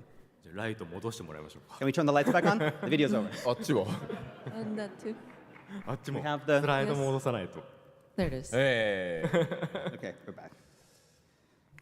はい、さらにですね、ファイナルファンタジーチャレンジモードのみになってしまうんですけれども、すべてのステージで S 評価を取るとすごく強い隠された敵が出たり出なかったりするかもしないかも。 And so, for those of you fearless enough to tackle the gate on the Final Fantasy mode, obtaining S rank on all 20 circles, you may unlock a secret stage with a secret boss. Maybe. Oh. Or maybe not. maybe じゃないんだよ。 Really? Obviously not maybe. ごめんごめん、ちょっと待って、条件確認させてくれるかな。 But allow me to double check the conditions of unlocking this. カイロスゲートをプレイして、かつそれがファイナルファンタジーモードであること。はい。 Okay, so you will need to enter into Kairos Gate. The difficulty must be Final Fantasy mode.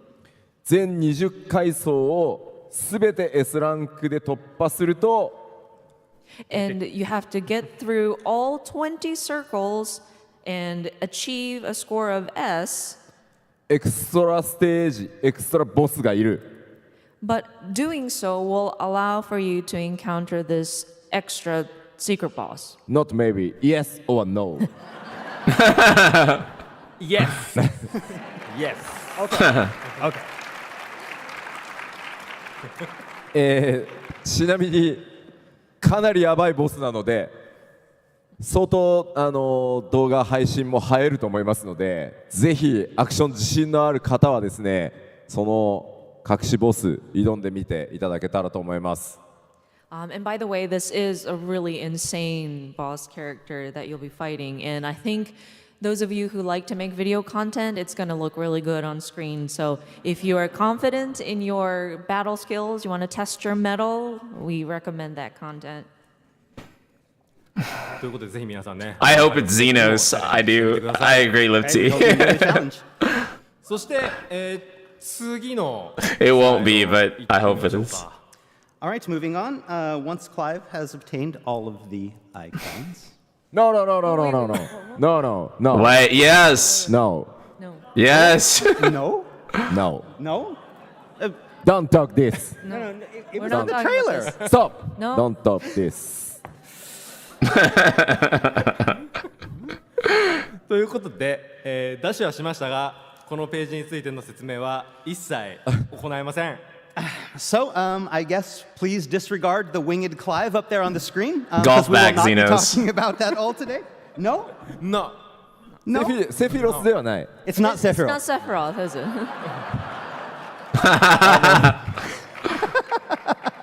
まあ今日ディレクターのクジラ岡からそのライジングタイドいろんな新しいバトルコンテンツも含めて紹介してもらいましたけど、我々ライジングタイドこれだけではないということだけお伝えして終わろうかなと思います。So, of course, Director Kujiraoka had gone through the different elements that are available for the Rising Tide, including the battle and whatnot. But just wanted to The Japanese text says something really different there. It says basically Clive with all the icons, what would happen. 今日ちょっとやっぱスポイラーが強いのであまりストーリーのお話できませんでしたが、 So かなりのボリュームのあるストーリー今回用意されてます。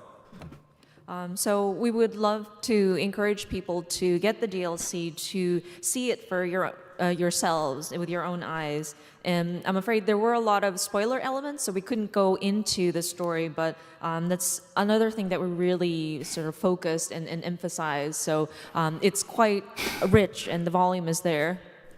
特に今回ミシディアというエリアがジルの故郷旧北部領に近い位置なので、かなりジルにもフォーカスされたストーリーが展開されることになるので、ぜひジル大好きだという皆さんはそのストーリーにもねご注目いただければと思います。And of course, Mysidia being a very magic central area, it actually is the hometown of Jill as well. She lived in. It's not the hometown. Sorry, it's the region, the Northern Territories where Jill is from. Sorry. Yeah. Where she comes from. So if you love Jill, story might be another good element to look out for.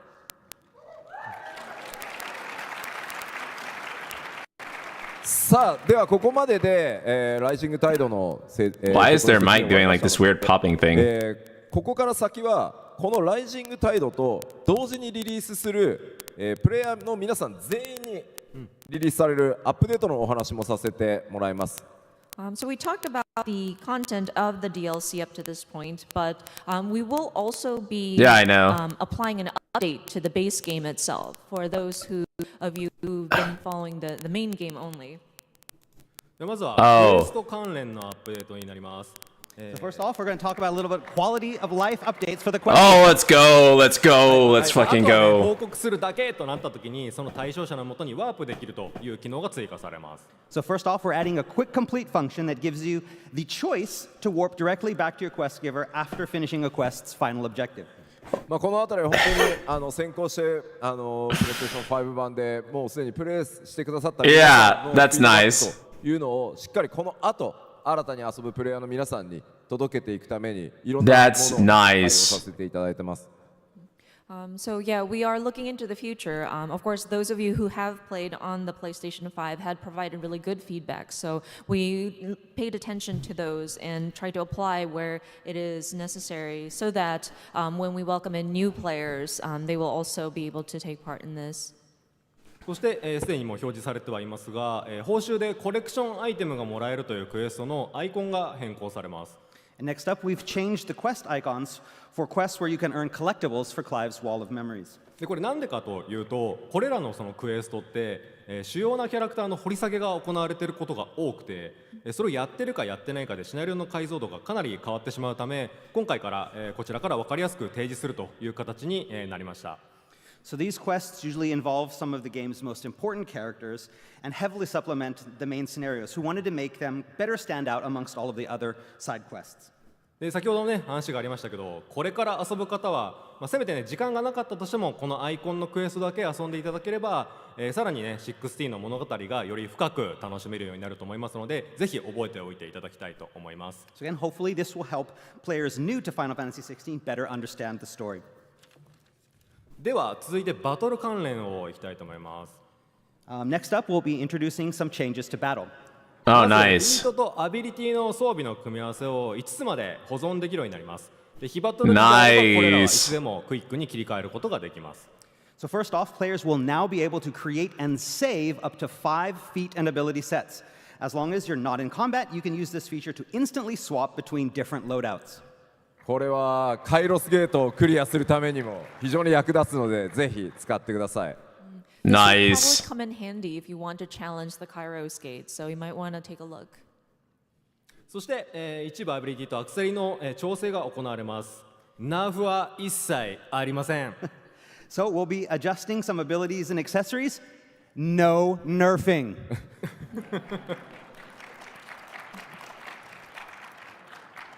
で詳しい、そしてあとカスタムの操作方法の追加がね行われます。And finally, we'll be adding a new controller type that allows you to freely customize your button. Wow. Way too fucking late, but thanks. まあ大変お待たせしましたが、すべての、キーアサインを自在に変えられるフルカスタムようやくご用意できましたので、ぜひ使ってみてください。And this was a requested feature, so thank you for your patience on this. But we have made it so that you can more freely customize your key assignments. どのスキルがどう変わるみたいな細かい情報については、アップデート前にお知らせを、出させてもらいますので、そちらを確認してください。But again, for more information about this, we'll have a very, very detailed patch notes coming out right before the patch drops. Difficulty? New はい、では difficulty? 続いてその他の項目いきたいと思います。But that's not all. はい、フォトモードかなり Nah. 機能が追加されます。We'll be adding new features to the photo mode. お、Thank you。そして、もう一つ、オーケストリオの楽譜が大幅に追加されます。Countless new orchestra. Countless new orchestrion roles to the game, でこれで、召喚獣戦の曲なんかもアーチトで流せるようになります。including ones from various icon battles. But wait. You say countless. What are we talking about? Like 10? More. Like 20? More. Like 30? More. Like 40? It's 40. Okay? OK? じゃあ40曲近く追加されるってことね。 Around 40. Almost 40 songs. はい、でこの他にもまだねあるんですけれども、主な、ポイントとしては以上紹介した内容になります。はい。And of course, there's more to the update, but that's all we're going to cover today. 以上がバージョン 1.30 の紹介ですね。All right, that's all for 1.30 version updates. Wow. Frame rate and difficulty, it's さあ just では残り時間もすいません少なくなりましたので、Damn. コーナー移りたいと思い not ます。 happening, boys. Out of time, but we're going to jump into the Q&A. 今日たくさんねいただいた質問あるんですが、時間があまりないので2問ぐらいお届けすることになるかなと思います。残ったものに関しては後日ね SNS の方でも回答させていただきます。So of course we received a lot of questions, but I think we can only cover a couple today. So whatever is left over, we do plan to answer them on our social channels. Okay. Okay. Yeah, frame rate is not being there's nothing fixed. wrong with having Yoshi P do the Q&A session. On performance read out the mode. questions, Nope. But, his voice is kind of, Yeah. I mean, Oh, it's not, wait. My voice. your voice is not, no, it's not not- sexy. Not It's- sick. It's not sexy. buttery. It's not British. I'm not pretty. Let's welcome to the stage our very own Clive Rosfield. Is that Ben Starr? Oh my god, Ben Starr.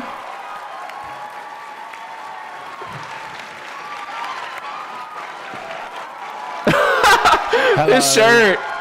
His shirt. Come to me, PAX!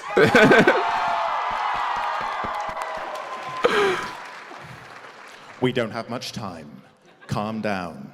I'm here to speak exclusively about that winged Clive, right? No. Quick questions. As someone, this is from SRP Piggy Prime, thank you. Thank you. As someone who is an older sibling and who loves Joshua and Clive, what was the inspiration behind portraying Clive's relationship with Joshua and Joshua with Clive? Because they are one of the few siblings in modern culture that aren't fighting each other all the time. So wholesome. Wow. そうですね、これなんだろう、何か大きな経緯があったというわけではないんですけど、やっぱり初期プロットコンセプトを作っていくときにクライブっていう一人の男の人生を追いかける物語を作っていく上で、やっぱりこう家族兄弟っていうのは欠かせないだろうっていうところからスタートしたのは記憶してます。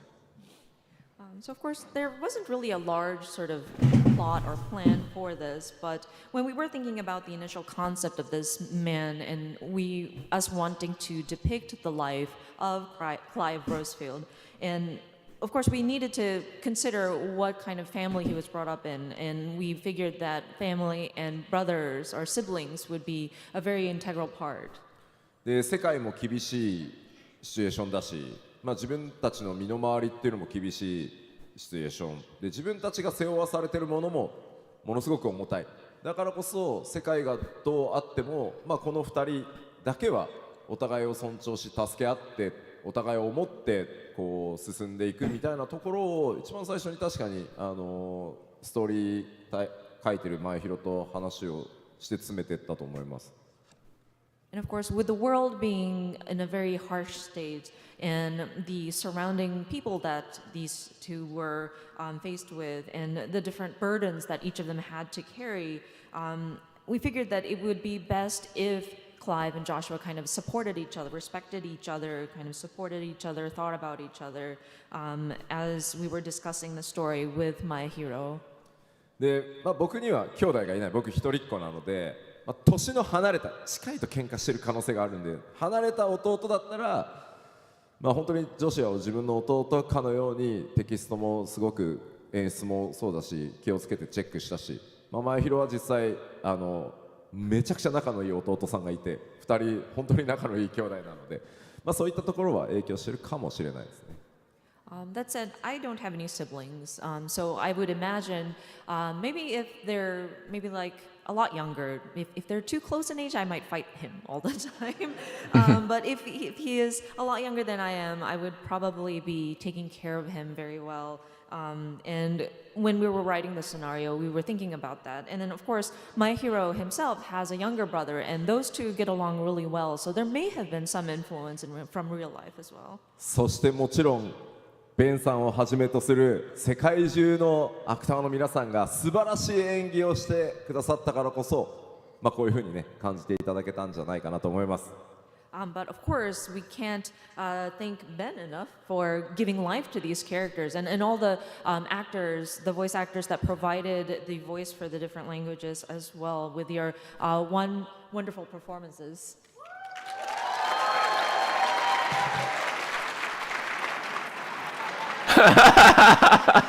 Thank you. Should we do the second question? Yeah, let's get on it. From Neku Stripe 619, come on down. From a creator standpoint, what was your favorite part of developing Final Fantasy XVI, and what was the hardest part? これ僕から答えますね。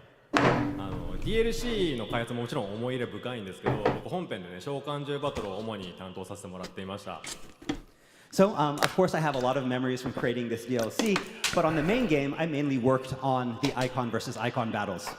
で、あれだけ大規模なコンテンツを作れたというところはもう開発者人生においてかなりもね楽しかった部分であり、あれを仲間と作れたっていうことがすごく思い出として深く残っています。And so for me, what was most rewarding was having the opportunity to be a part of creating something so big and so epic and working with such a talented team to make it happen. で、一方でその最も大変だった部分は同じく召喚獣が作るのがすごく大変だったことです。The thing is, that was also the hardest thing, is creating these battles was just so difficult. しばらくも召喚獣はね、作らなくても大丈夫かな。And so for me, I mean, I'm pretty much done with icons for a while. Diablo?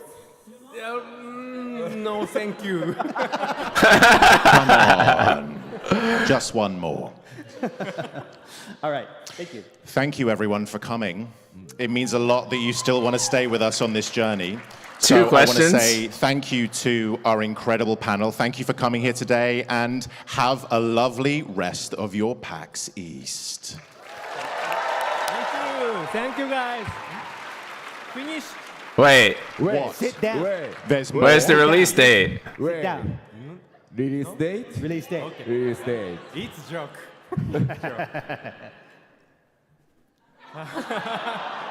That's a joke. 発売日発表させていただきます。 And so our release date, here we go. 今日じゃない。 Sorry. Hey! April 18th. 2024年の4月18日世界同日のリリースとなります。 Releasing worldwide April 18th, 2024. That's in like 3 weeks. Nice. まあ値段は US ドルで 19.99 になってます。で、すでにリリースさせていただいている DLC 第1弾と第2弾セットになったエクスパンションパスも発売中ですので、ぜひそちらもご検討ください。So of course, the price here, it says $19.99 US dollars. We also have the expansion pass, which will allow you access to both Echoes of the Fallen and the Rising Tide. So we would hope that people would consider. All right, thank you.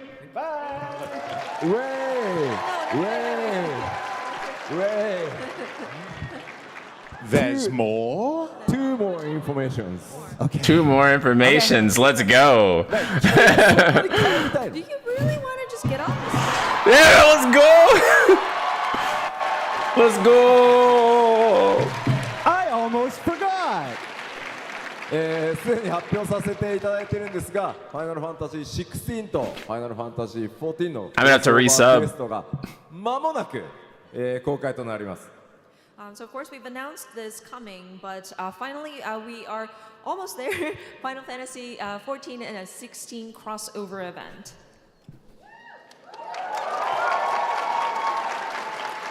No release date. Not finished? No release date? No release date. No release date on this one No yet, release sorry. date. 違う。明日、Oh. ファイナルファンタジー14のヨシピーのパネルがあるらしいから。But that said, I know there's a panel tomorrow with the producer and director of Final Fantasy XIV. 彼のほら、プレゼンテーションにね、情報ちょっと渡してあげないとさ。And so, we might want to give him some room for his thing, right? Okay. じゃないとヨシピーに怒られるからさ。 Yeah, because he's gonna yell at me. さあもう一つあります。 Okay, and one last thing. さらにですね、ファイナルファンタジーブレイブエクスビアスの方で、16のコラボレーションスタートします。Okay. And so, Final Fantasy Brave Exvius will be hosting a collab with Final Fantasy XVI. Ain't no one care, dog. Put the PC version on, bro. Put the PC version on, bro. So, of course, as you can see, we are working together as a Final Fantasy franchise or series to build a pipe for Final Fantasy XVI. So, your continued support is very much appreciated. そして改めて本当に世界中のプレイしてくださった皆さんのおかげでファイナルファンタジー16これからも PC 版も含めてねどんどん盛り上げていこうと思いますので本当に皆さんありがとうございます。 And of course, to those who have played the game, thank you so much for your support.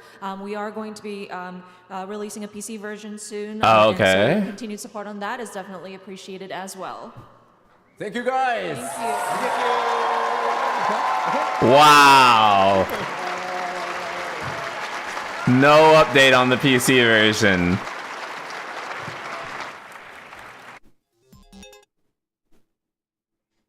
No update on the PC version. Bro, come on now. Come on now. What? No fix for the frame rate? No hard mode? Like actual hard mode? Dang. That sucks. I'm expecting the PC version to come near the end of the year for the holiday period, right? Yeah. No, the PC version is definitely coming this year. Like, I don't think there's any doubt about it.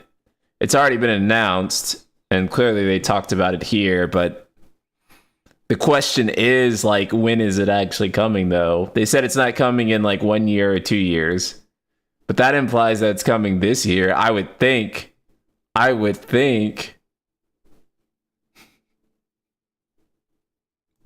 Look, my own live is, like, recommended to me. It's because I watch a lot of Night Sky Prince content, as you can see. Bro, what the fuck? 60 FPS fix? No, that's not happening. Repidusky, thank you so much for the tier 1, man. Appreciate it. Yeah, guys, if you were looking for like the optimization patch that's gonna fix the performance mode, that's not coming. I'm sorry. Can we take a look at the trailer again?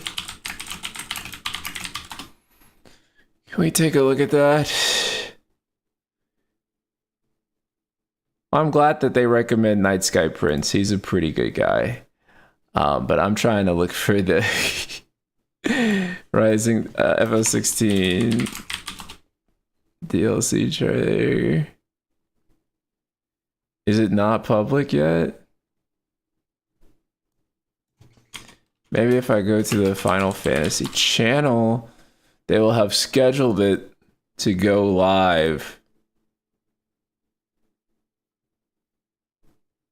They haven't. Okay.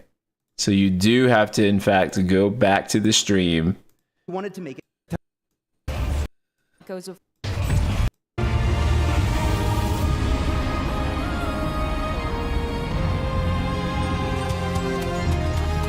She's calling. This thing is really beautiful, man. Hold on, let me... That's not HD. That's HD-ish. This is really beautiful. Like, really beautiful. This looks like an Aetherite from, like, 14. Like, I feel like I can attune to this and, like, a teleport. Oh, it's on PlayStation's channel? Okay. Okay, maybe if I Google this... No, can you link it? Because it's not coming up for me. People's wandering, our suffering finally end.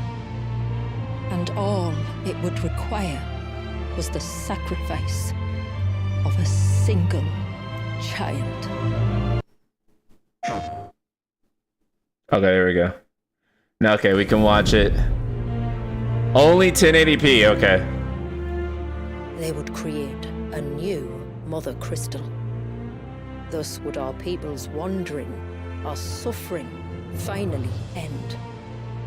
And all it would require was the sacrifice of a single child.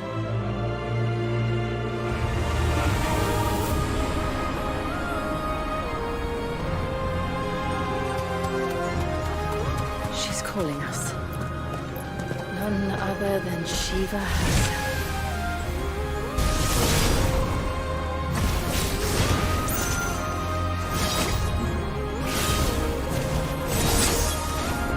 This fight looks really cool. But he deserves a better fate. Man, the fact that this song is back. He deserves to be free.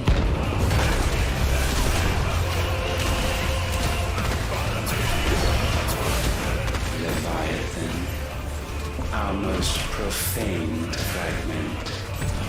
Now, let the sins of man be redeemed by the hand of the servant of God.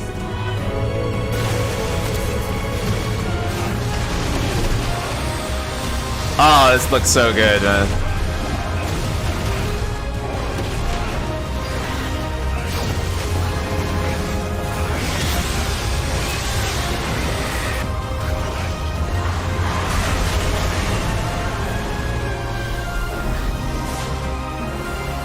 How on earth do we go from the 16 to Rebirth to DLC to Dawn Trail? Yeah, it's a lot of content, man.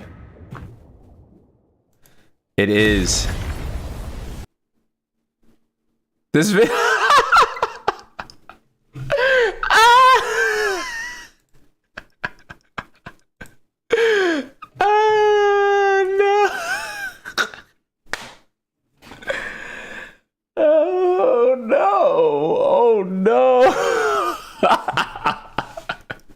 Bro, they weren't supposed to. I guess they weren't supposed to upload it yet. It was doing well, dude. It had like 2,500 views in 3 minutes. Yeah, Ultima disliked this.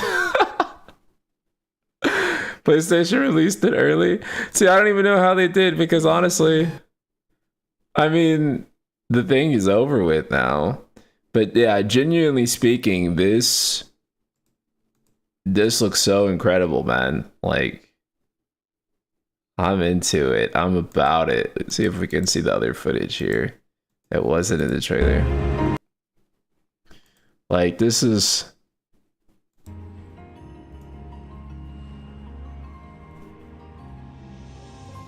This environment is more gorgeous than anything in the base game.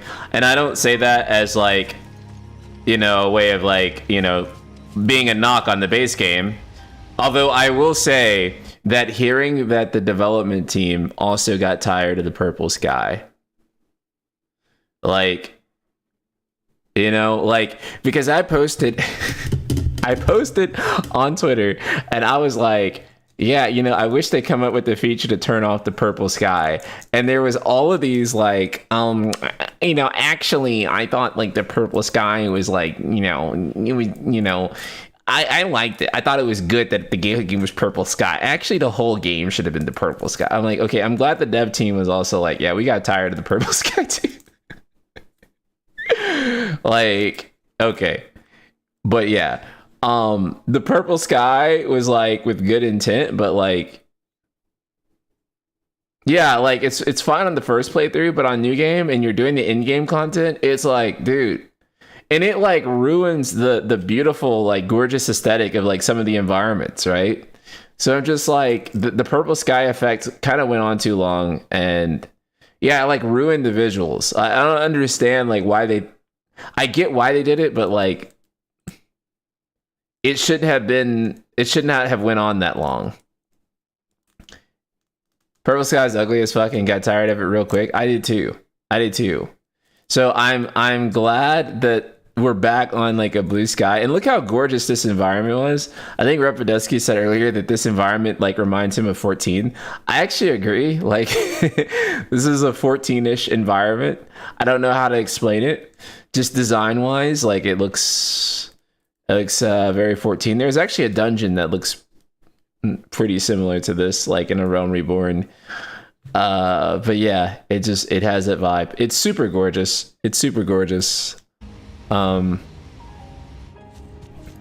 But yeah, this is the best looking environment that 16 has by far. And again, I think 16 has a lot of gorgeous environment before the purple sky ruins the fuck out of them. But yeah.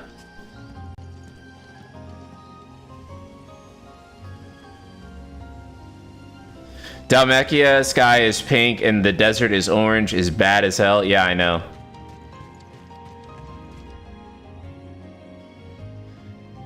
The 14 event, usually it's safer. It's usually safe for live letters, so I don't think it'll be too much new content for 14 yet.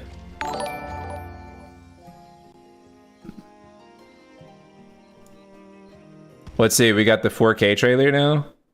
Okay, now we got the 4K trailer.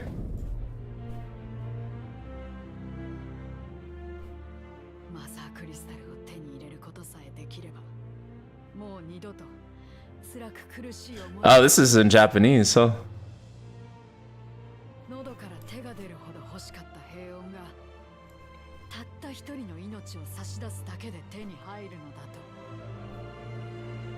Yeah, I want 14 stuff in 16, like if anything, right?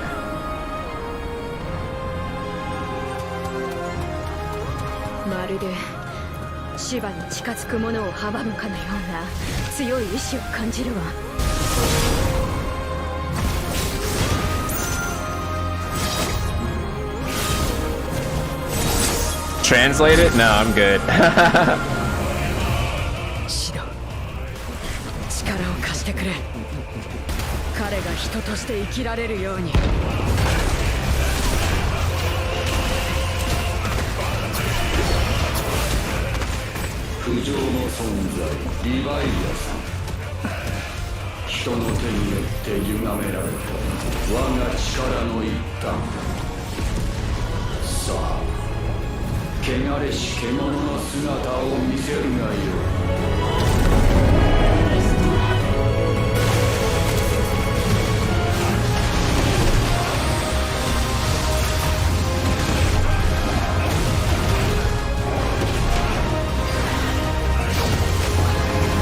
Oh!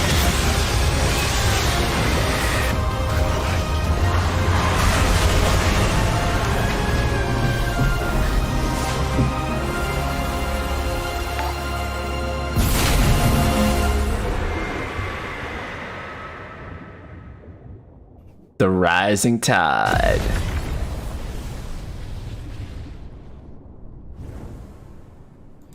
Yep. So at first, what happened is that there was an interview where in that interview, Yoshi P, or was it Kuji or Aoka? It was one of them. And essentially what they said is that they were like, they basically said, I wonder what would happen, what would happen if Clive became the perfect vessel after getting Leviathan, right? You can only imagine that would essentially change how things would play out with Ultima, right? That's what they basically said. And then Yoshi P came out recently and was like, oh, don't expect a new ending, by the way, for Final Fantasy 16. But I was like, okay, well, it really seemed like they were teasing a new ending before, or something different that was going to happen in the ending, because now he's a perfect vessel. If he's the perfect vessel for Ultima, like, yeah, I'm thinking now that was a misdirection. Because what the fuck is this? What is this? What is this, right? Like, what is this? I mean, that has to change the ending. Like, if that doesn't change the ending, then I don't know what that is. Yeah, that has to be a classic Yoshi P misdirect. Like, that's the only thing I think of, is that's a misdirect. Because otherwise, Kairo's secret boss, no, because they wouldn't even reveal it. I think if they're gonna show the design, like, why do that, right? Remember when Remind came out after everyone hated how Sora's fate ended up in OGK3. Well, I don't think Remind really retcons that, like, Sora's fate in, like, OGK3, because even the secret episode, or even the secret ending, kind of hinted that something else was gonna... I mean, real, I think he's just the super boss of the optional mode. I'd love to be wrong. I don't think he is, because they wouldn't even talk about who that super boss was. So I feel like it's something different. But also, would Clive be fighting himself? Like, he'd be fighting, like, in, an Ultimalius version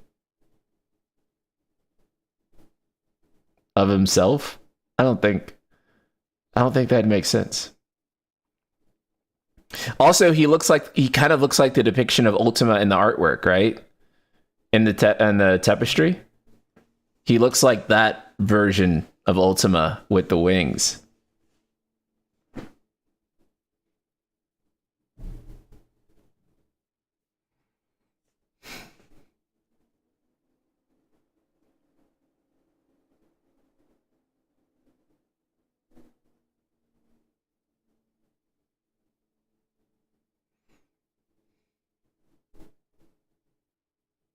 So I don't know. Someone proposed that, like, maybe this is like a brand new limit break that he gets. I saw someone say that in chat. Like, maybe he gets like a brand new limit break, like in an Ultima like limit break, which would also be cool. But I feel like if that was the case, we would have saw, like, they would have demoed that, or they would have teased it. This is definitely something that's like big spoiler, like, stuff, guys. Like, this is something that, like, yeah. I think Yoshi P hit us with the misdirect when he said that, oh, don't expect a new ending. I think that there's something else going on here. I do. I want to be surprised because I want either Gilgamesh or Xenos as a secret boss. I think this is the Kairos boss. Keeping my expectations low just in case. Yeah, I don't think it's the Kairos boss. But that would be interesting though, because also like lore wise, why would Clive fight himself at the end, right?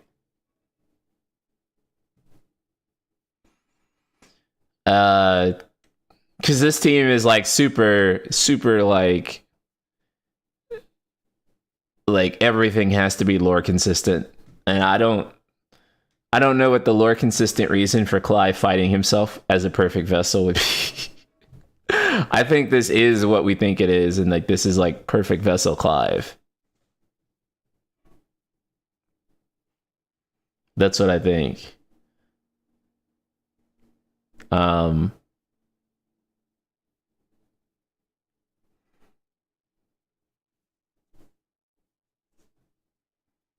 Question is, will Jill play a bigger part? I don't expect that to happen, no. I don't expect it. I would love for it to happen, but it seems unlikely to me. So,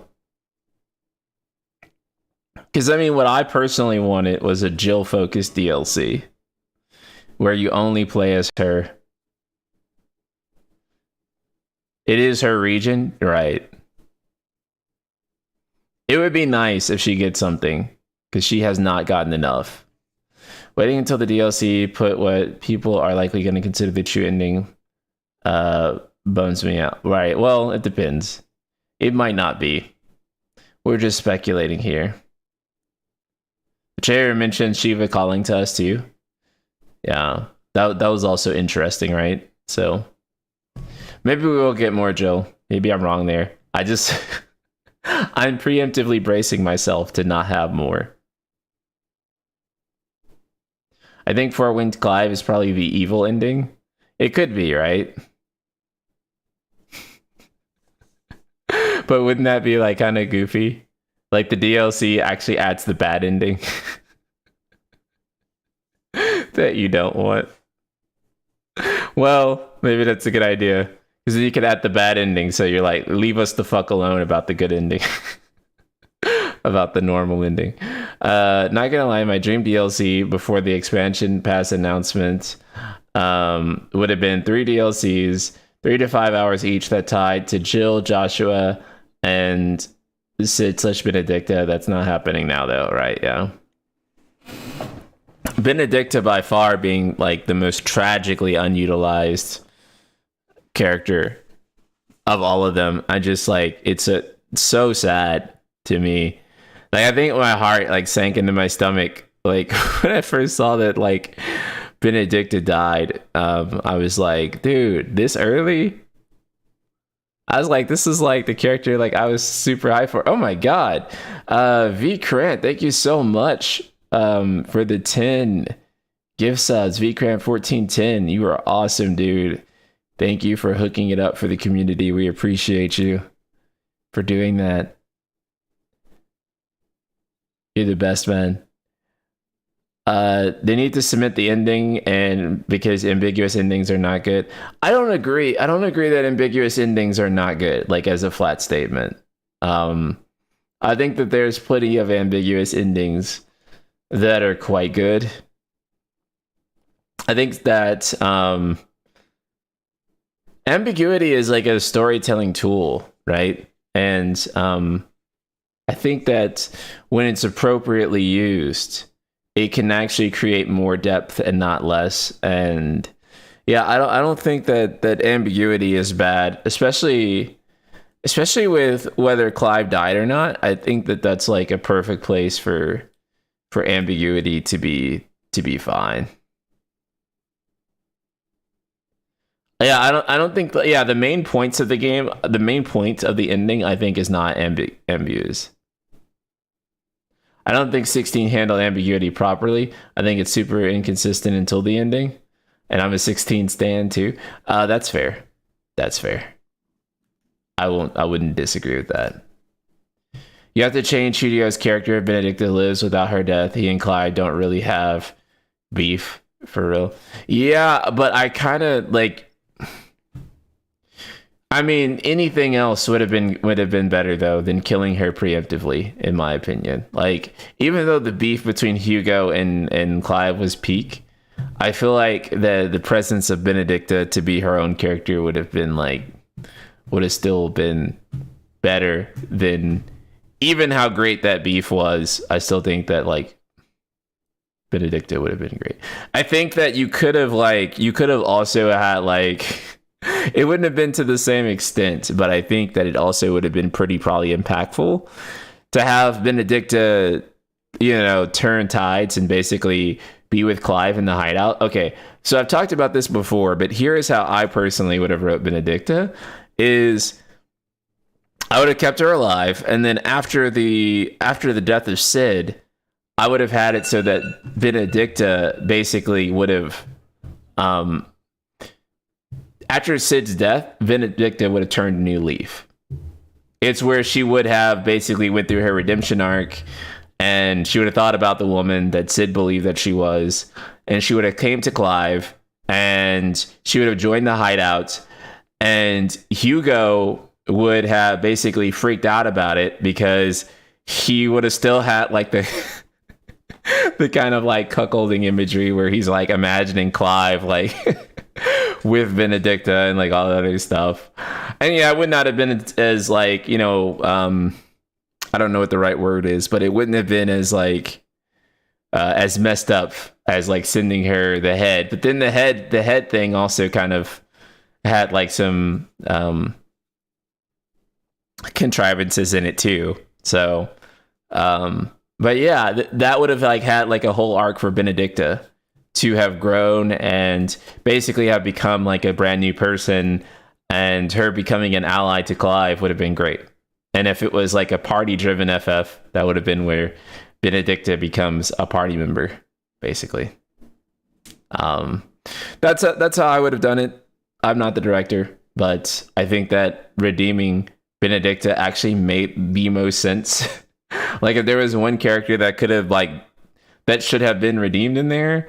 I mean, obviously Dion's redemption was good too, but like the Benedicta also should have had a redemption. It was just fair to me for her to have one, and I think they set her up to have like a really fulfilling one, and just didn't happen. So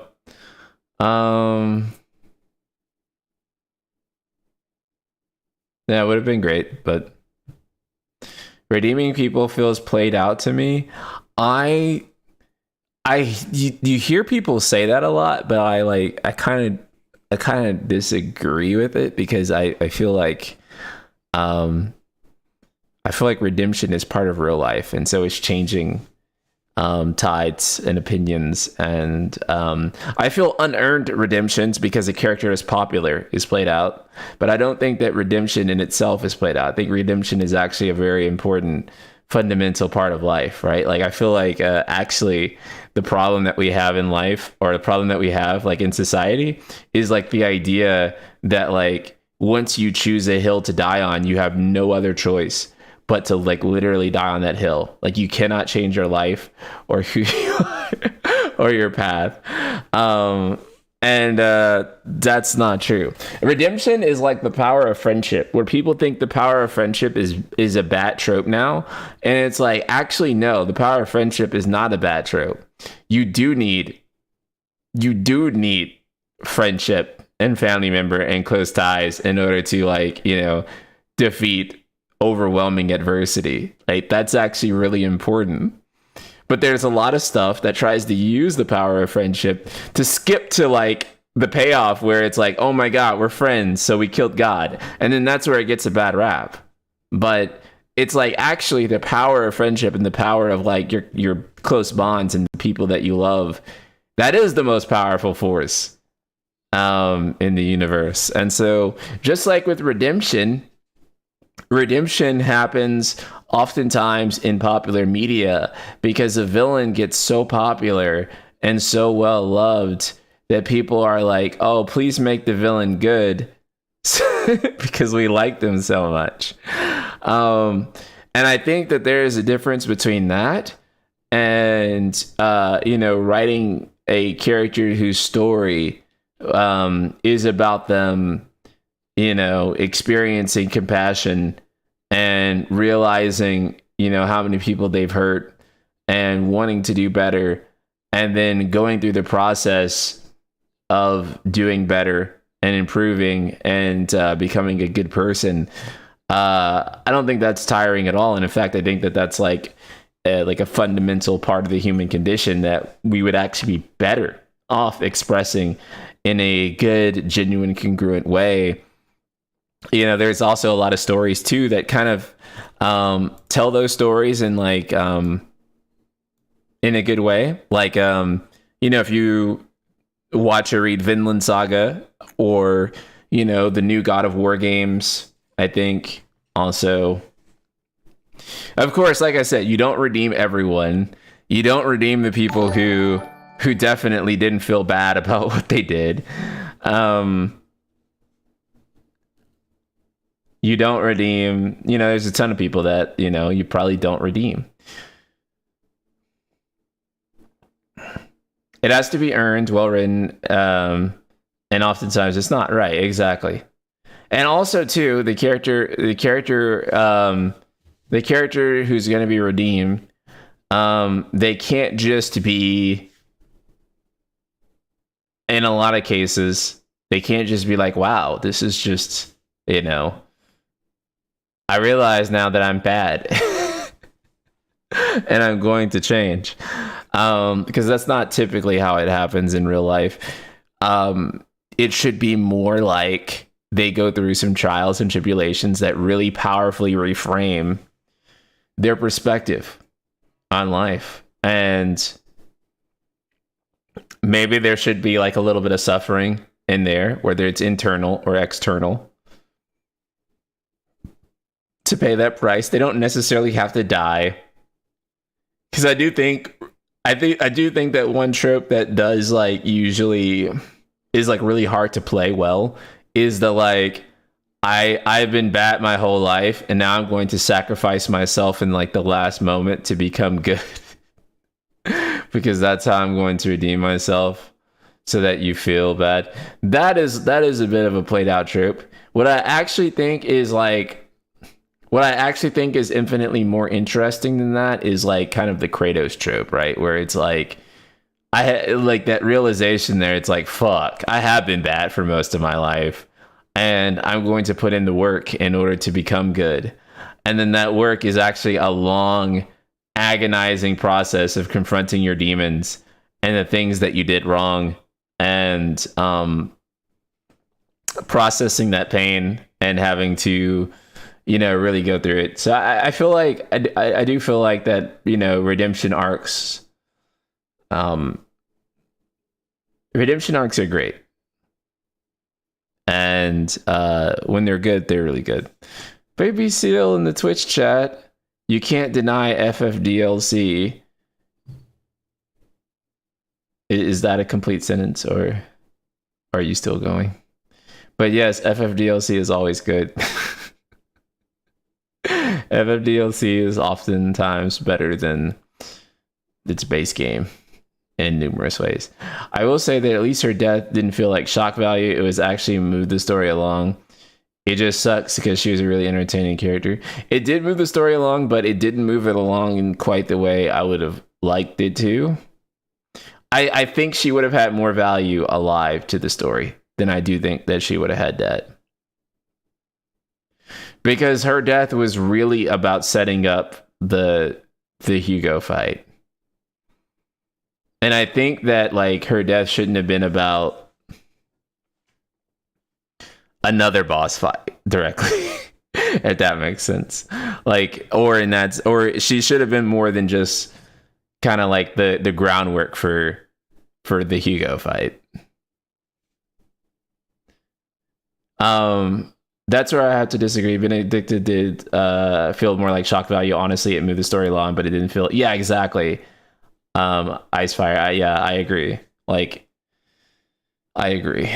Redemption arc only works if you can identify with the character. To a degree. To a degree. I think that there's actually going to be some power in like showing characters that you don't necessarily identify with, but like can understand, I guess. Right? Because Thorfinn, for example, I don't know if I would have took the same actions that Thorfinn did with Askeladd. But I still felt compassion for him. I guess what you probably mean though is that you just don't want the person to be maniacally evil, which I agree with. Like, because if you're maniacally evil, there's no way I'm gonna certainly like turn around and be like, okay, I'm certainly good now, right? Like Kefka, you can't make Kefka get a redemption arc and it be good. Like, you can't. You can't make Kefka get a redemption arc and it be good. You can't make Sephiroth, I think, get a redemption arc and it be good. Yeah,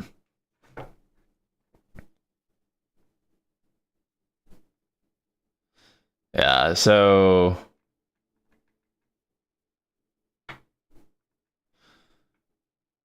I think that redemption arcs have to, you do have to have like a good redeemable character, but yeah.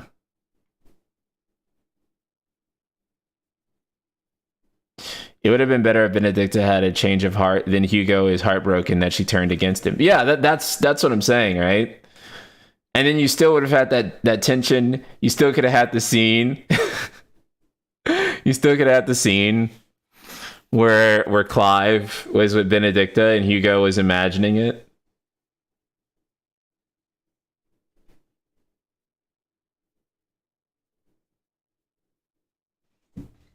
Or even better, dude, you could have had it so that Benedicta fakes her death. So that Hugo is mad about it, and then Hugo would have found out that she wasn't actually dead, but that she was with Clive, and then actually his like his weird fantasy about like Clive with Benedicta would have actually made even more sense, because in the context of the current story it doesn't really make sense, because he thinks that he killed her, but then he also thinks that like that they were together in some sense, which doesn't make any sense. Kino, that's literally okay, Kino, I didn't see that, but yeah, that would have made way more sense with like what's already in the game. If Hugo would have thought Benedicta faked her death, and then he would have saw her with Clive, or found out that she was with Clive, and ignoring him, it would have got across like the same message about Hugo's masculinity, and it would have drove him insane, and it would have kept Benedicta alive and allowed her to have like her own character arc and her own story. And it also too would have made the icons fights less of a monster of the week type of thing, and more of a like, you know, not every icon fight is necessarily with the bad guy. And I think having both her and Dion together, especially, would have really added a lot more to the fight. And I think the other thing I would have changed too was that I probably would have had a power of friendship scene at the end against Ultima, because I felt like us fighting Ultima alone was kind of like, I didn't really like us fighting Ultima alone. I wasn't big on that. I actually do think like a power of friendship scene against Ultima was actually highly appropriate and earned, and the fact that we didn't. Please check Soken's newest tweet. Can you link me? Can you link me to it so I can just click on it? Or I guess I can find it. Let me see.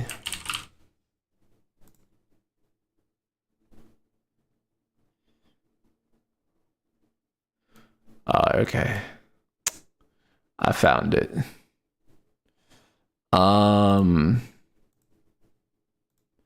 Is it this one? Thank you for all your votes.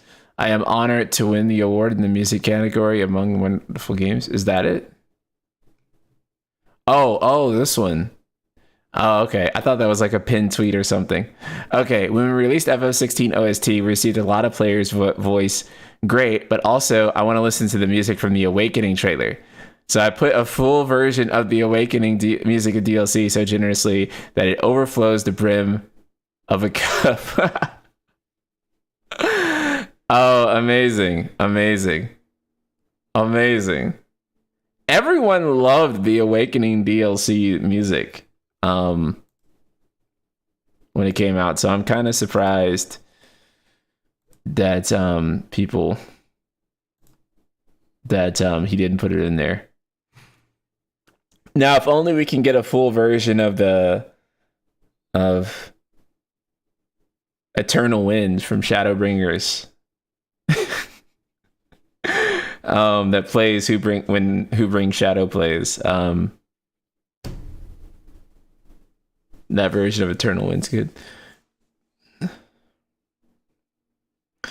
But yeah, I think actually a Power of Friendship scene against Ultima would have also actually been really good.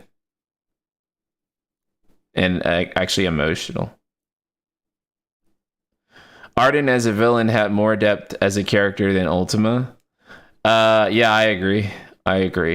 Ultima was too tropey. He was just too tropey for me to like really care. He was literally just like the JRPG villain, and he was less interesting than any other dominant in the game. He's the least interesting antagonist in the whole game, and he's also the main antagonist. Yeah, I think Ultima is the weakest part of the whole story. For me, that's kind of like where the story like fell apart. It was Ultima. And also I feel like Ultima like was kind of responsible for too much, where Ultima was like essentially like basically anything in the lore that happened and it was like weird, it was basically like Ultima did it to the point of where I'm just like, Ultima just is like everything bad and wrong with the world. It's just Ultima. Where Ultima just Ultima should have been like the culmination, I feel like, of all the icon fights leading up to that point, like narratively. And I'm sure that's what they tried to go for, but he didn't do that. I love Ultima because he was more of an embodiment for power structures and shit. Right, but I just feel like there was nothing like really special about Ultima. Like, I can't tell you something that like distinguishes Ultima in like a really fantastic or deep way compared to like any other JRPG villain, right? Like Ultima is like, he's like the JRPG villain that's you expect. Yes, ingrained power structures trickle down to create other terrible things and in fighting. You're not wrong. But narratively, it feels kind of boring, right? I mean, you could take like Shinra, for example, right? But at least like Shinra is kind of the same way. That also includes Sephiroth too. But at least with Shinra, you have like different figures within Shinra that are kind of doing different things. And it makes it a little bit more interesting too. I can't tell you something interesting about Arden from FF15. Dude, no way. I don't think people are going to agree with that. Bit Asher. I don't think most people are going to agree. Most people love Arden. Most people love Arden more than like the base story of 15. Arden was definitely yeah. I think Arden was a much better villain than Ultima, if I'm honest. A good villain in a mid game. Yeah, Ultima's about as interesting as Yu Yevon from 10. Which is to say that's like the least. Actually, I feel like Yu Yevon is like slightly more interesting to me conceptually. Right? Because Yu Yevon is also like not necessarily like the creator god or anything like that. So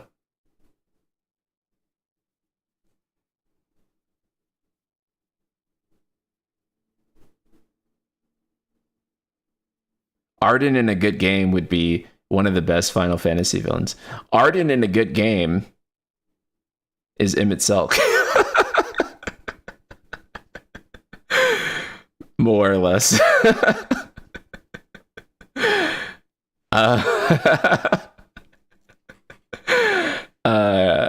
Yeah, so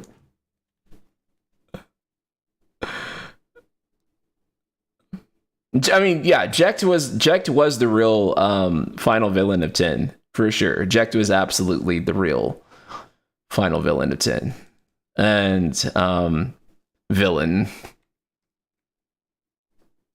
final obstacle, because the real final villain of 10 is Seymour, but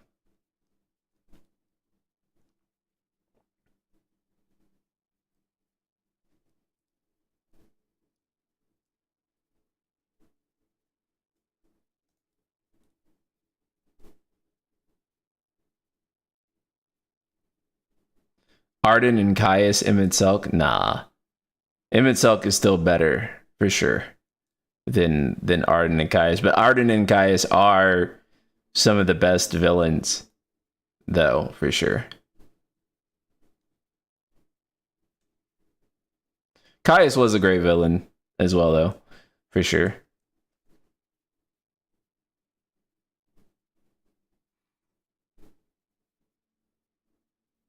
Yu Yevon is basically another Zeromus or Necron, kinda. But I mean, well, Yu Yevon was a lot more built up though than say Zeromus or Necron. I would say Yu Yevon's way more central to the story of 10, because Yu Yevon. I mean, Yevon was like basically talked about like in the whole story, and he's basically the way Yu Yevon is described. Actually, let me pull up an actual wiki, so I'm just not making sure that I get this wrong. Let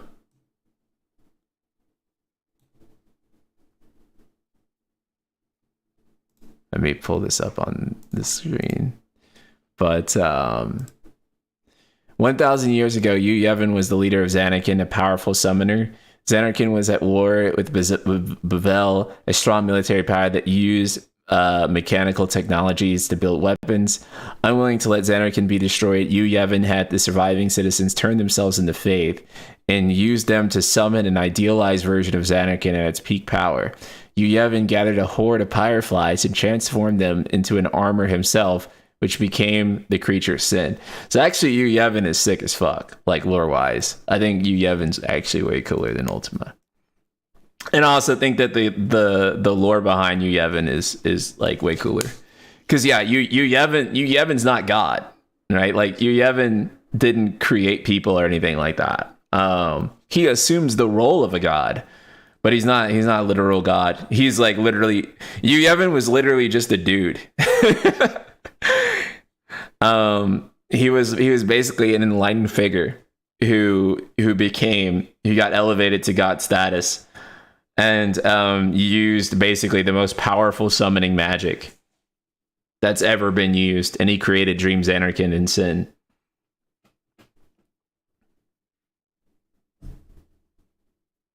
So yeah, Yu Yevon is fucking cool.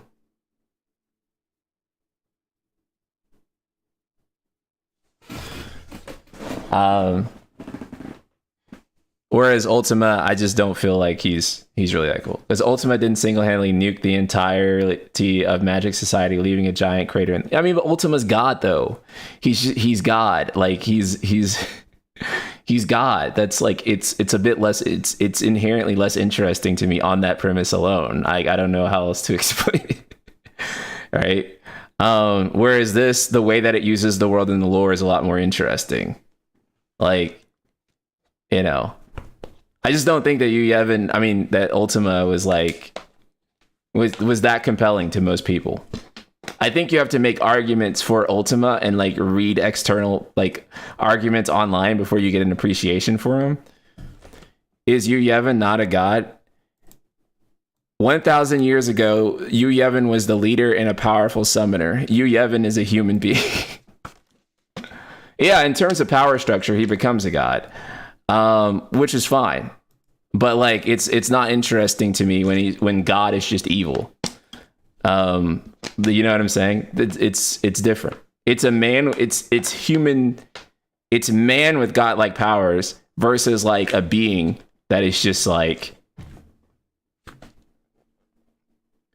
something fundamentally human gaining godlike powers and becoming corrupt versus something that's already corrupt from the start. So I just don't think he's that interesting.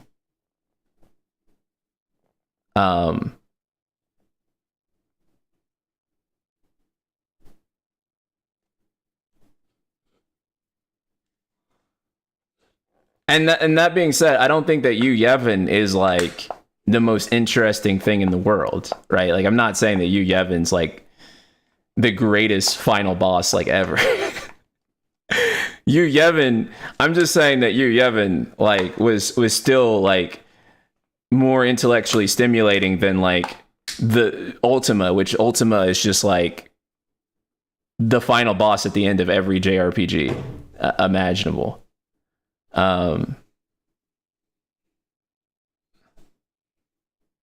Like there's nothing that really ultimately, no pun intended, separates Ultima from like, you know, like you can't relate to a villain like Ultima, right? There's no curiosity to me about Ultima. Like he's the alien god, and I just don't feel like there's a hook that like really makes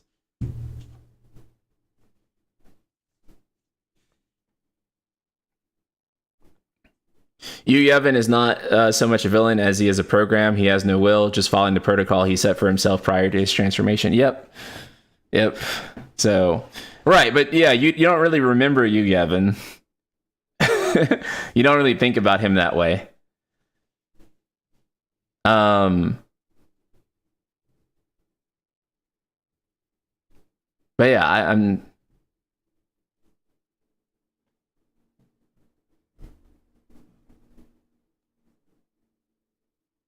because the actual villains that drive the story, or the actual antagonist, I should say, is Jecht, and the actual villain that drives the story is Seymour. And Yu Yevon is also part of that too, but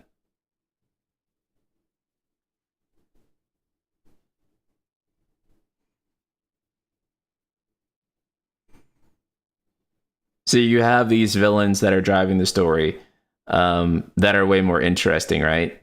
So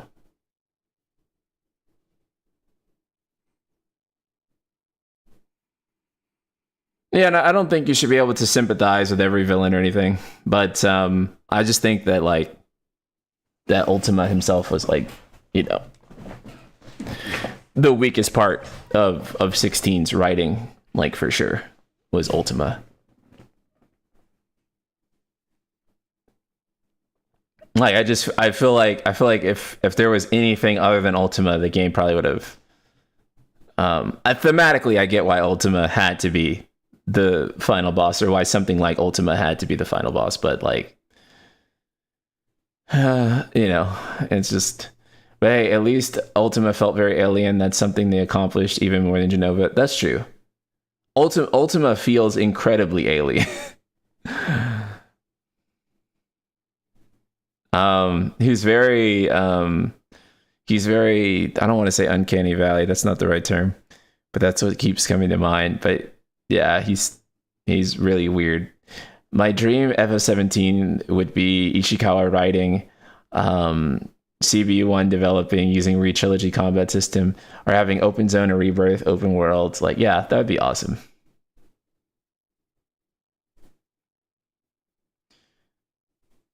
Yeah. 16 really lost me because it felt like it all built up toward Ultima, but it was so dull and uninteresting. Ultima is on par with villains like Cloud of Darkness and Necron, and I mean that in the worst way possible. Yeah. Yeah. That's what I'm saying, right? Is that like, you know, with something like 10, even though Yu Yevon, which I still think Yu Yevon is actually still more interesting than Ultima. Because I just think that, like, oh my god, we're gonna fight evil god, like, trope is just like, you know,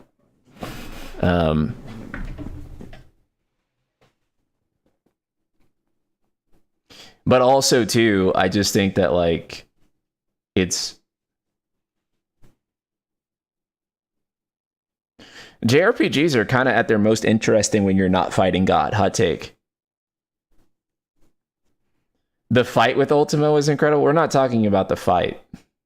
We're talking about Ultima, the character narrative of Ultima. We're not talking about the fight. The fight was pretty fun and interesting.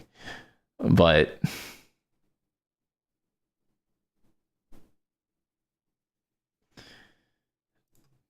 which makes me, which makes it funny for me because since Persona has a boner for fighting, I mean, that's just kind of Mega 10, but like, honestly, like, that's probably the weakest part of Persona for me always. Is that, like, Persona, like, immediately, like, in, like, the last, like, few hours of Persona, it, like, almost always goes downhill for me narratively. Because they take away, like, a very interesting villain, a very interesting plot, and then they're like, here goes God misinterpreting our wills again. And I'm just like, oh fuck, here we go again. Shadowbringers was so good because it didn't feel like you're fighting God. Yeah, exactly. That's why Royal is so good. Yeah, that's why Royal's story is so much better, right? And even though Dr. Maruki is, I'm not gonna spoil P5, but even though Dr. Maruki is quintessentially Jesus in Royal, that's so much more interesting, right? Because you're not fighting like the angry, wrathful Old Testament God, which is like what you normally fight in most JRPGs, right? And this one, you're actually fighting the compassionate, loving God, who is also the Son of Man God. So it's very referential to Jesus. That was cool. And it's similar but different trope that made all of the worlds worth a difference. And that's why Persona 5 Royal's story or ending is so much better than Persona 5 Vanilla's. Because Persona 5 Vanilla was just like, God is not understanding what we want again. You know, especially when all the antagonists leading up to that point, like Shido, were way more fascinating.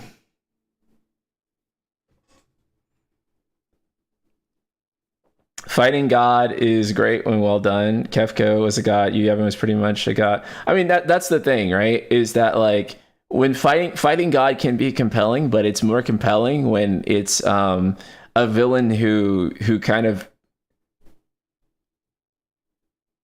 becomes God, assumes the role of a false god, than it is that, like, actually God is just evil. You know what I'm saying? Like, it's man's, because one is like a commentary on man's ego assuming the role of God, which is like something that is quite like real. You know, it has thematic roots to it that are based in like very much real life. Whereas just like, what if God was actually just bad? It feels overplayed. And there's not too many angles that you can come at it from. Susie, was Jesus the final boss? I was half paying attention. Well, in Royal, I don't know if you played Royal. If you only played vanilla Persona 5, then God is like the final boss. But if you played Persona 5 Royal, then Jesus is the final boss. So but having Jesus be the final boss, is that true? Not literally Jesus. Not literally, but metaphorically, that's what Dr. Maruki is.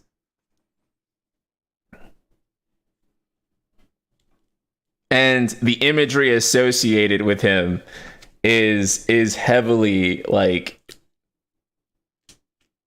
leans like Christ-like. And that's interesting. That's way more interesting to me. Also, too, I mean, the primal summons in Final Fantasy XIV, right? The fact that the gods in FF14 aren't actually gods. They're human beings created their own gods by channeling ether and their own prayers into manifesting deities, right? And so that's really, really fascinating, right? So that's not to say that the God trope is bad. God trope is not bad, but it is bad when you play it like Ultima. When you play it like Ultima, nobody gives a fuck, right? Or like no one gave a fuck about Bunavelza or Orphan, right? No one cares. When the God trope becomes interesting is when that God trope is intimately tied to man's own desire for godhood, and that's when it becomes a lot more interesting, I think, than like just the idea of like, what if God bad, right? Because like I think like the most tropey JRPG final villain that you can write possible is like God like creating humans and then being like, actually, I've decided that humans are no longer necessary. That is like the quintessential like JRPG trope of final boss. And I think most people are kind of tired of that. And I don't know if there's a non-played out way to like make that interesting. If I kill the god of light, I become the goddess. Ha ha ha. Yes. But yeah, I just think that like most people probably aren't super interested in that. I felt Ultima saw himself as a god, but to his experiments, and once the project was ruined, he needed his vessel to start over. That's what I found disturbing with him. His experiment did not fail, but produced results in the exact way he wanted, and he was disgusted and wished to being primogenesis. I'll just say, maybe, just maybe, Media is the race of Ultima. That would be interesting. Only one who remembers all the quotes from Lightning Returns. I remember all the quotes from Lightning Returns. I was deep in the 13 stuff when it was coming out. But yeah. I mean, I think also too, that's what makes God of War interesting, right? Because God of War in God of War, all you do is kill gods, right? But what's interesting about the gods in God of War and in the mythology that they come from in well, the Greek mythology or Norse mythology, what's interesting about them is how human they are. They're fundamentally human, and they have the godlike power or god powers, basically. Is that they're human. Actually, if you really look at it, most mythologies actually give like human psychology to gods in some ways. Like if you really think about it, like they add like a lot of human elements to it. So whereas Ultima really didn't have any of those elements at all. He was literally just a creepy, weird alien dude, which didn't really make him, again, that interesting. So I think in order for gods to like really be compelling as characters in a story, like especially as antagonists, they really got to have like some type of human element to them.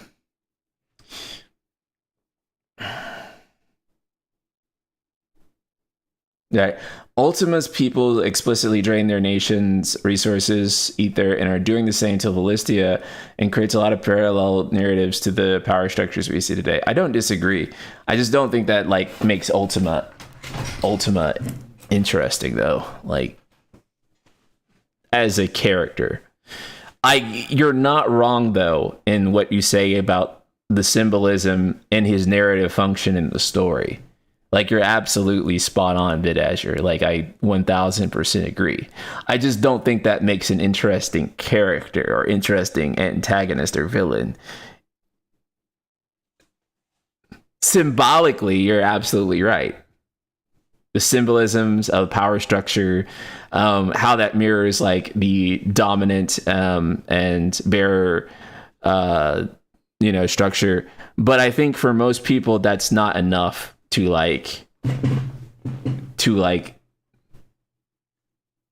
really like make them think Ultima is interesting. Like I think the distinction for NSP is that the systems he represents make sense. The character himself is not interesting. Right, exactly. That's precisely it. Like I think the systems that Ultima represents are very on point for what Final Fantasy XVI story is supposed to be. Right? Especially when you have a story that's fundamentally about slavery, and that's kind of parallels what Ultima has been doing to humanity. But like, again, when you consider the tropes, when you consider the character of Ultima, like,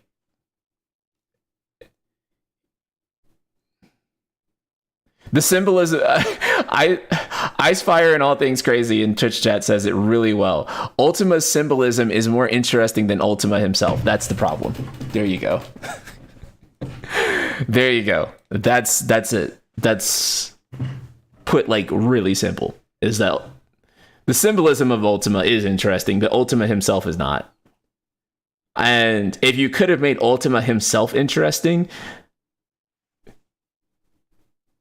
then it would have really worked. But that's the problem, is that like, we can talk about Ultima, but we're talking, whenever we have a deep conversation about Ultima, like you can only really talk about the symbolism because there is no character to talk about. It's like non-existent. Which is cool from like an intellectual standpoint, but like actually diving into it like emotionally in any way is kind of, Super Tramp, thank you so much for the $5. Appreciate it. Appreciate the super chat. See, I don't think that's a problem because I don't think I need an Imid Selk to tell the story Ultima represents. I guess that's it. Right. And I acknowledge that there may be some, that feel the same way as you. But I also think that there's going to be like a lot of people that feel like, they do need something to. And it doesn't have to necessarily be an Imid Selk either, but because like Kefka, for example, I don't think was like Kefka wasn't even really deep, to be honest, but he was still really fun and interesting, and so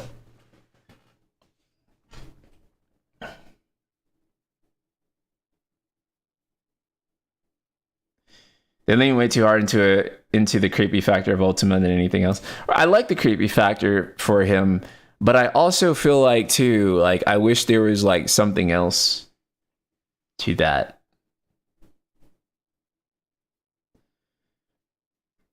Right. Ultima wasn't supposed to be relatable to us. He was supposed to be like, yeah, he was supposed to be weird because he's an alien guy, right?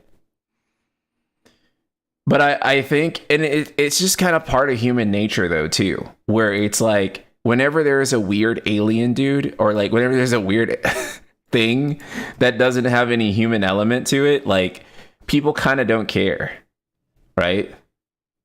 Like, because everything that could be said about Ultima could probably also be said about Orphan in 13. But I don't think even like the most hardcore FF13 stan will get in here and tell you that Orphan was like a fantastic villain, like Barthandelus and Orphan. I think that most people would agree that Barthandelus and Orphan were like, but like Barthandelus and Orphan are not fundamentally, you know, too different.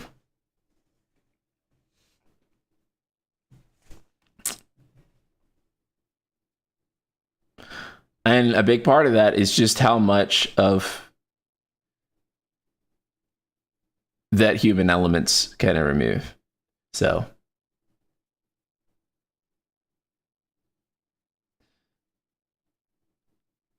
that's the issue. That's the problem.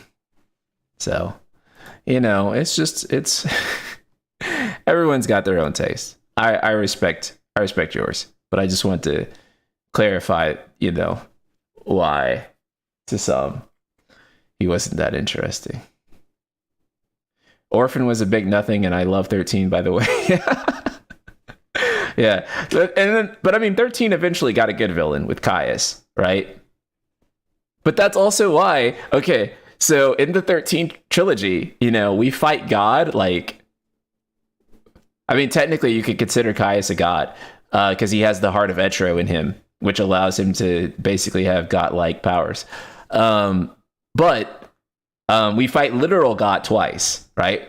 So Orphan, literal God, and Barthandelus, literal God. But if you ask everyone who the best villain in 13 trilogy is, every single person says Caius, the human. Or at least the thing that has humanity to it. The person that has humanity. A face and motivations that are relatable and tangible, and that make us understand, even if we ultimately disagree. So I get that some people can definitely probably enjoy, you know, fighting a Barthandelus or a Winnevelza, but most people are probably going to like a Caius more.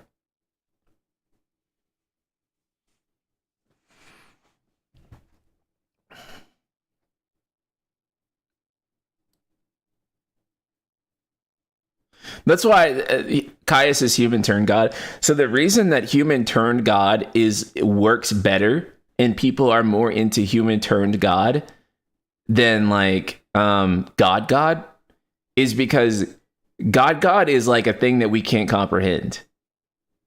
It's quite literally incomprehensible. It's alien and foreign to us, but it not in a way that fascinates us, but in a way that we can't even comprehend or begin to like really be interested in that way for the most part. However, human turned God is fascinating to us.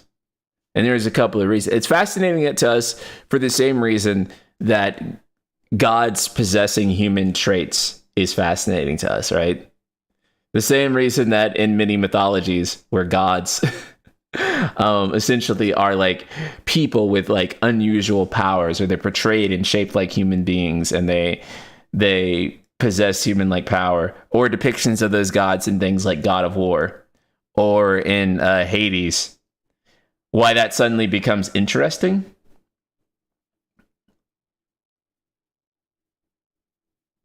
You know, that's fascinating.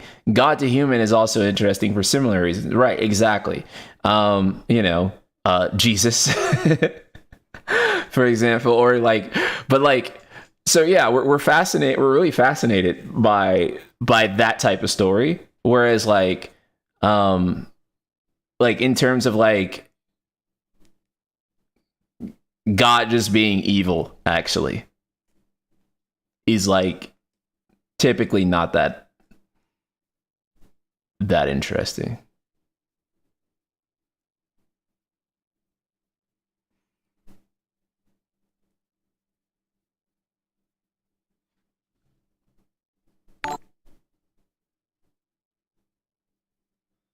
Yeah. So, yeah, I'm glad that the Awakening OST is out finally.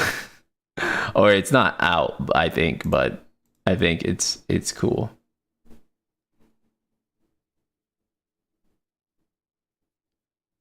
Magnum Lehman, thank you so much. Appreciate it. I missed the PAX. Yeah, you missed the PAX showing. Unfortunately.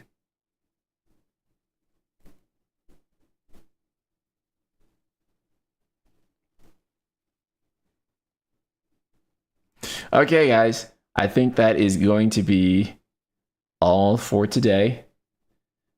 I'm going to probably make a video on the Rising Tide for you guys. And thank you all for showing up to the stream. I haven't eaten today, so I'm going to do that.